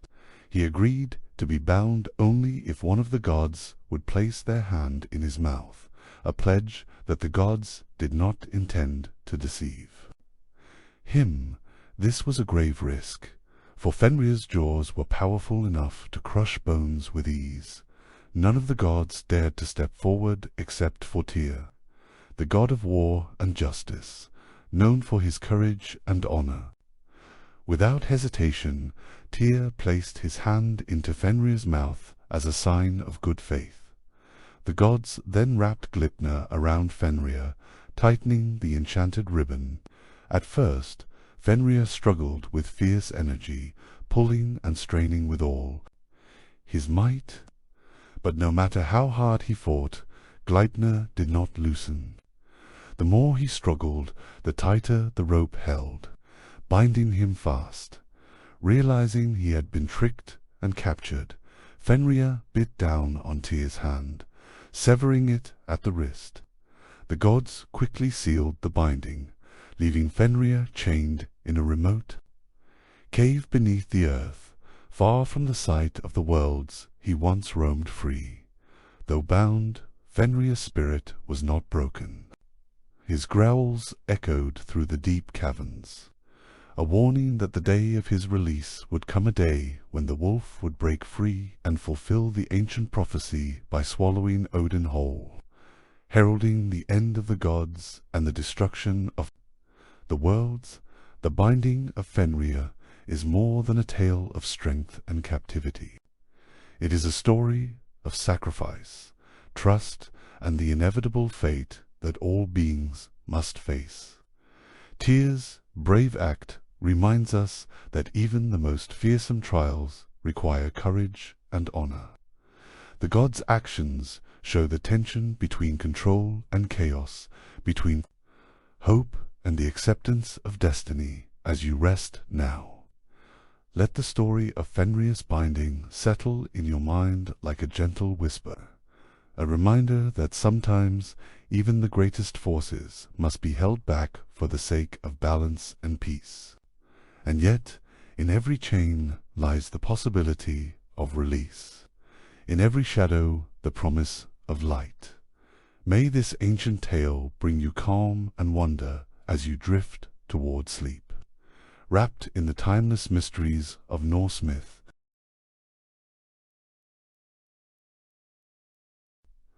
Tale 6. The Love and Tragedy of Baldrine, the Radiant Realm of Asgard, where the skies shimmered with endless gold and the air was filled with the soft hum of divine harmony. Lived Balder, the fairest and most beloved of all the gods. His light was pure, serene, and soothing, an eternal beacon that calmed the hearts of gods and mortals alike. The very sight of Balder was said to ease sorrow and bring peace, for he carried within him the essence of love and purity, untainted by darkness or malice, born to Odin, the All-Father and King of the gods, and Frigg, the goddess of love and foresight. Balder was a being of perfection in both form and spirit. From his earliest days, his presence was a blessing, and the halls of Asgard echoed with laughter and song whenever he was near. His hair gleamed like the sun's rays, and his eyes shone with the gentle light of the dawn. He moved with grace and kindness, a living promise of peace and prosperity. Frigg, his mother, loved him beyond measure. She watched over him with a fierce tenderness, knowing that in the worlds beyond Asgard, shadows often crept where light feared.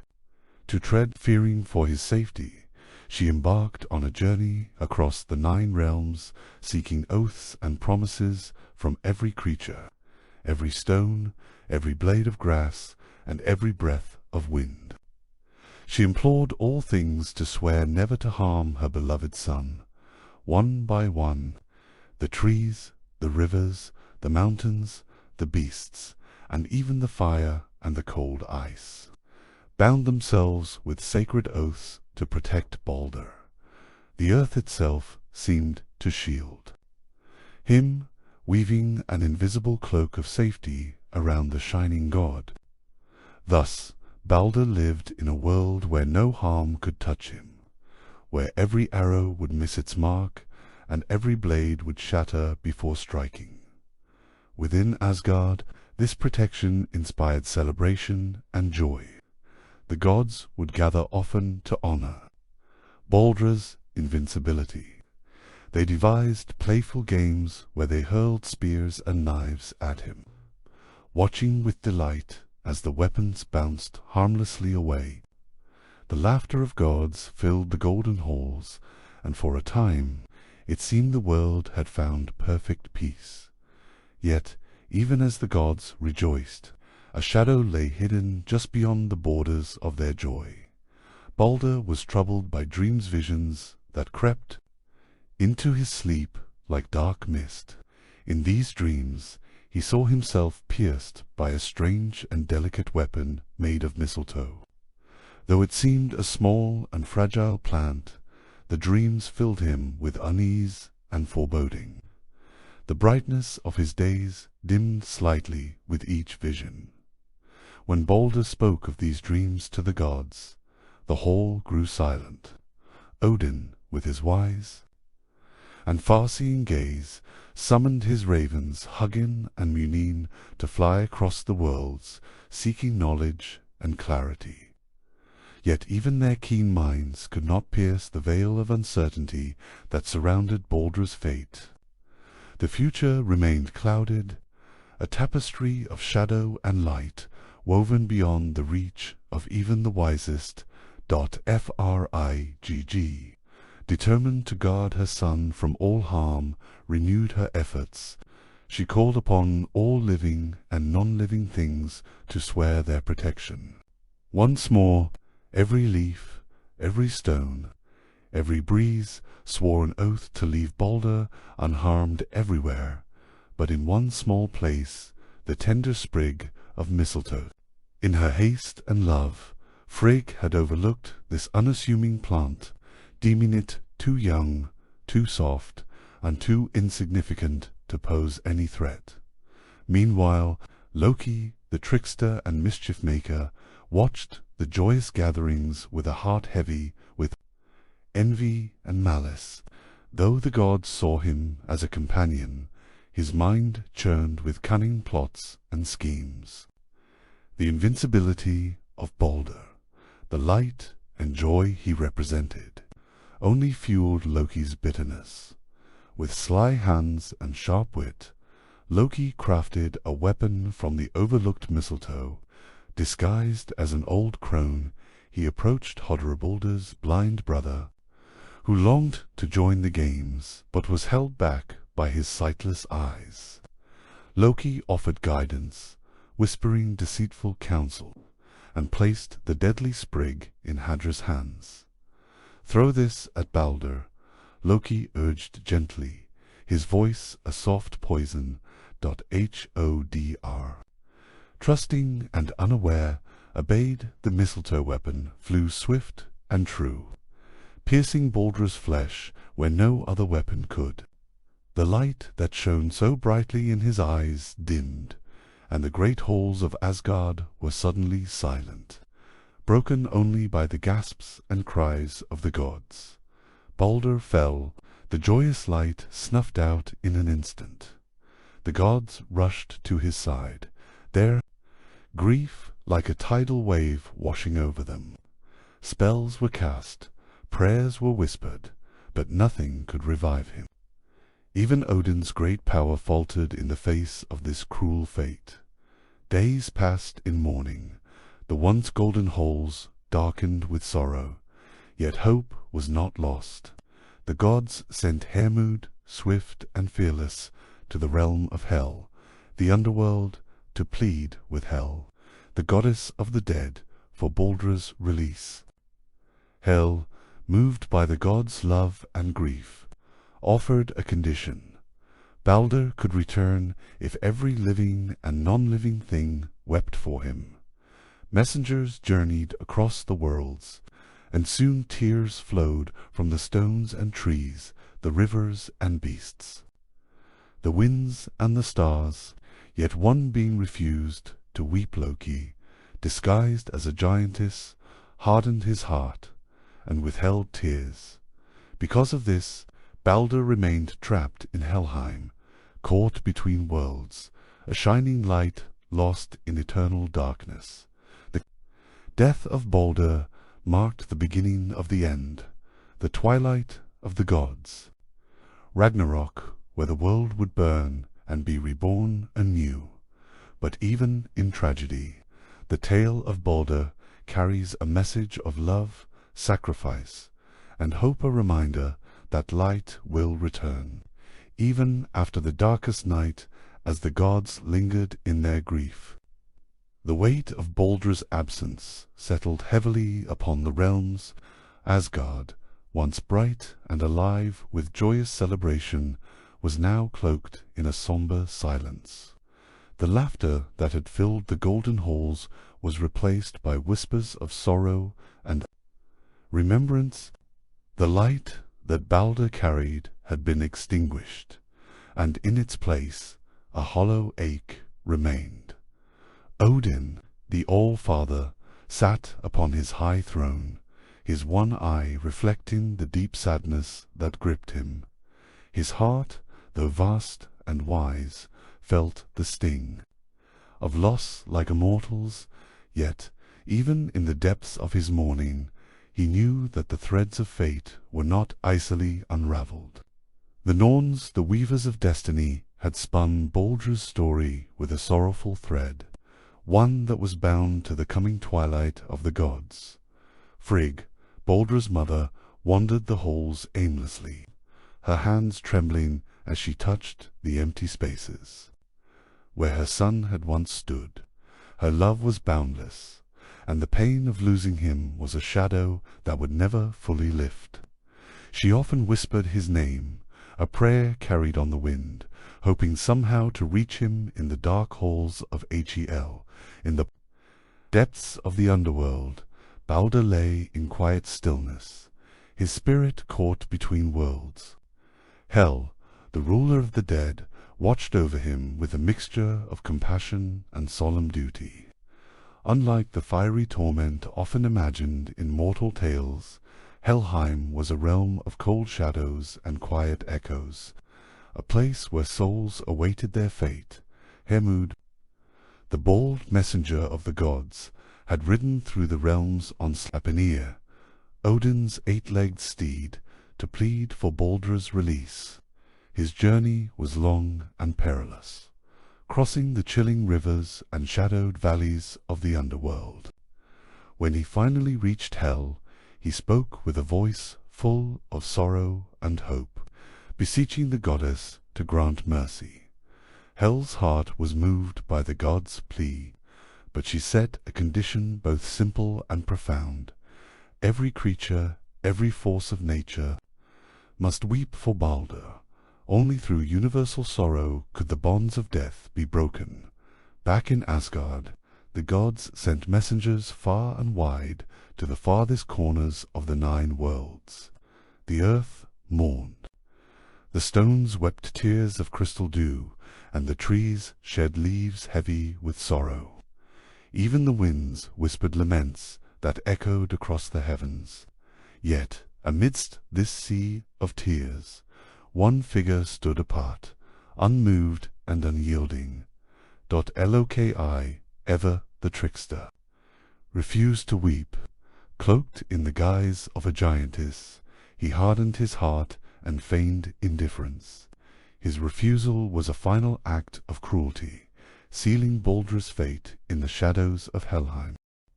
The gods' grief deepened, and with it the knowledge that the light of Balder might never again brighten their halls. Yet in this tragedy there was a lesson etched into the very fabric of the cosmos, one of love's power, sacrifice, and the delicate balance between light and dark. Though Balder remained in the cold embrace of death, the gods held on to hope. They believed that one day, after the coming storm of Ragnarok, he would return and the worlds would be renewed. Until then, his story lived on as a gentle reminder of the fleeting nature of peace and the enduring strength of love. As you listen to this tale, may you feel the calm light of Balder's spirit warming your heart, a soothing balm in times of darkness. May his story cradle you gently, a whisper of hope carried on the winds of eternity. In the quiet that followed Balder's fall, the gods began to prepare for the shadows that were gathering beyond the horizon. Though they tried to hold on to hope, whispers of Ragnarok, the destined end of the gods, and the world grew louder among them. Balder's death was the first crack in the golden shield of Asgard, a herald of the great upheaval to come. Odin, heavy with sorrow, sought answers in the depths of his wisdom. He turned to the Norns, the weavers of fate, who sat by the great well of Ord beneath the roots of Yggdrasil, the world tree. Their eyes, timeless and unblinking, held the secrets of past, present, and future. Odin begged them to reveal what lay ahead, hoping for a glimpse of salvation. The Norns spoke in riddles and shadows, telling of fire and frost, of gods clashing with giants, and of the rebirth that would follow destruction. Among their words was a promise. Balder, the shining god of light, would rise again after the world was cleansed by fire and renewal. His return would mark the dawn of a new age, where peace and harmony would reign. Meanwhile, Loki's betrayal weighed heavily on the hearts of the gods. His treachery was unforgivable, and his punishment was swift and harsh. The gods captured him and bound him with the entrails of his own son beneath a great rock. Above him, a serpent dripped venom onto his face, causing agony beyond measure. His writhing shook the very earth, heralding the chaos yet to come. Yet, even as Loki suffered, the gods held on to memories of Balder, their brother, son, and friend. His spirit lingered in their hearts, a gentle light against the encroaching darkness. They told stories of his kindness, his laughter, and the peace he brought. Through their tales, Balder lived on, a symbol of hope and the enduring power of love. The world waited, balanced on the edge of shadow and light, and in this waiting there was a quiet beauty, a reminder that even in the darkest times the promise of dawn remains.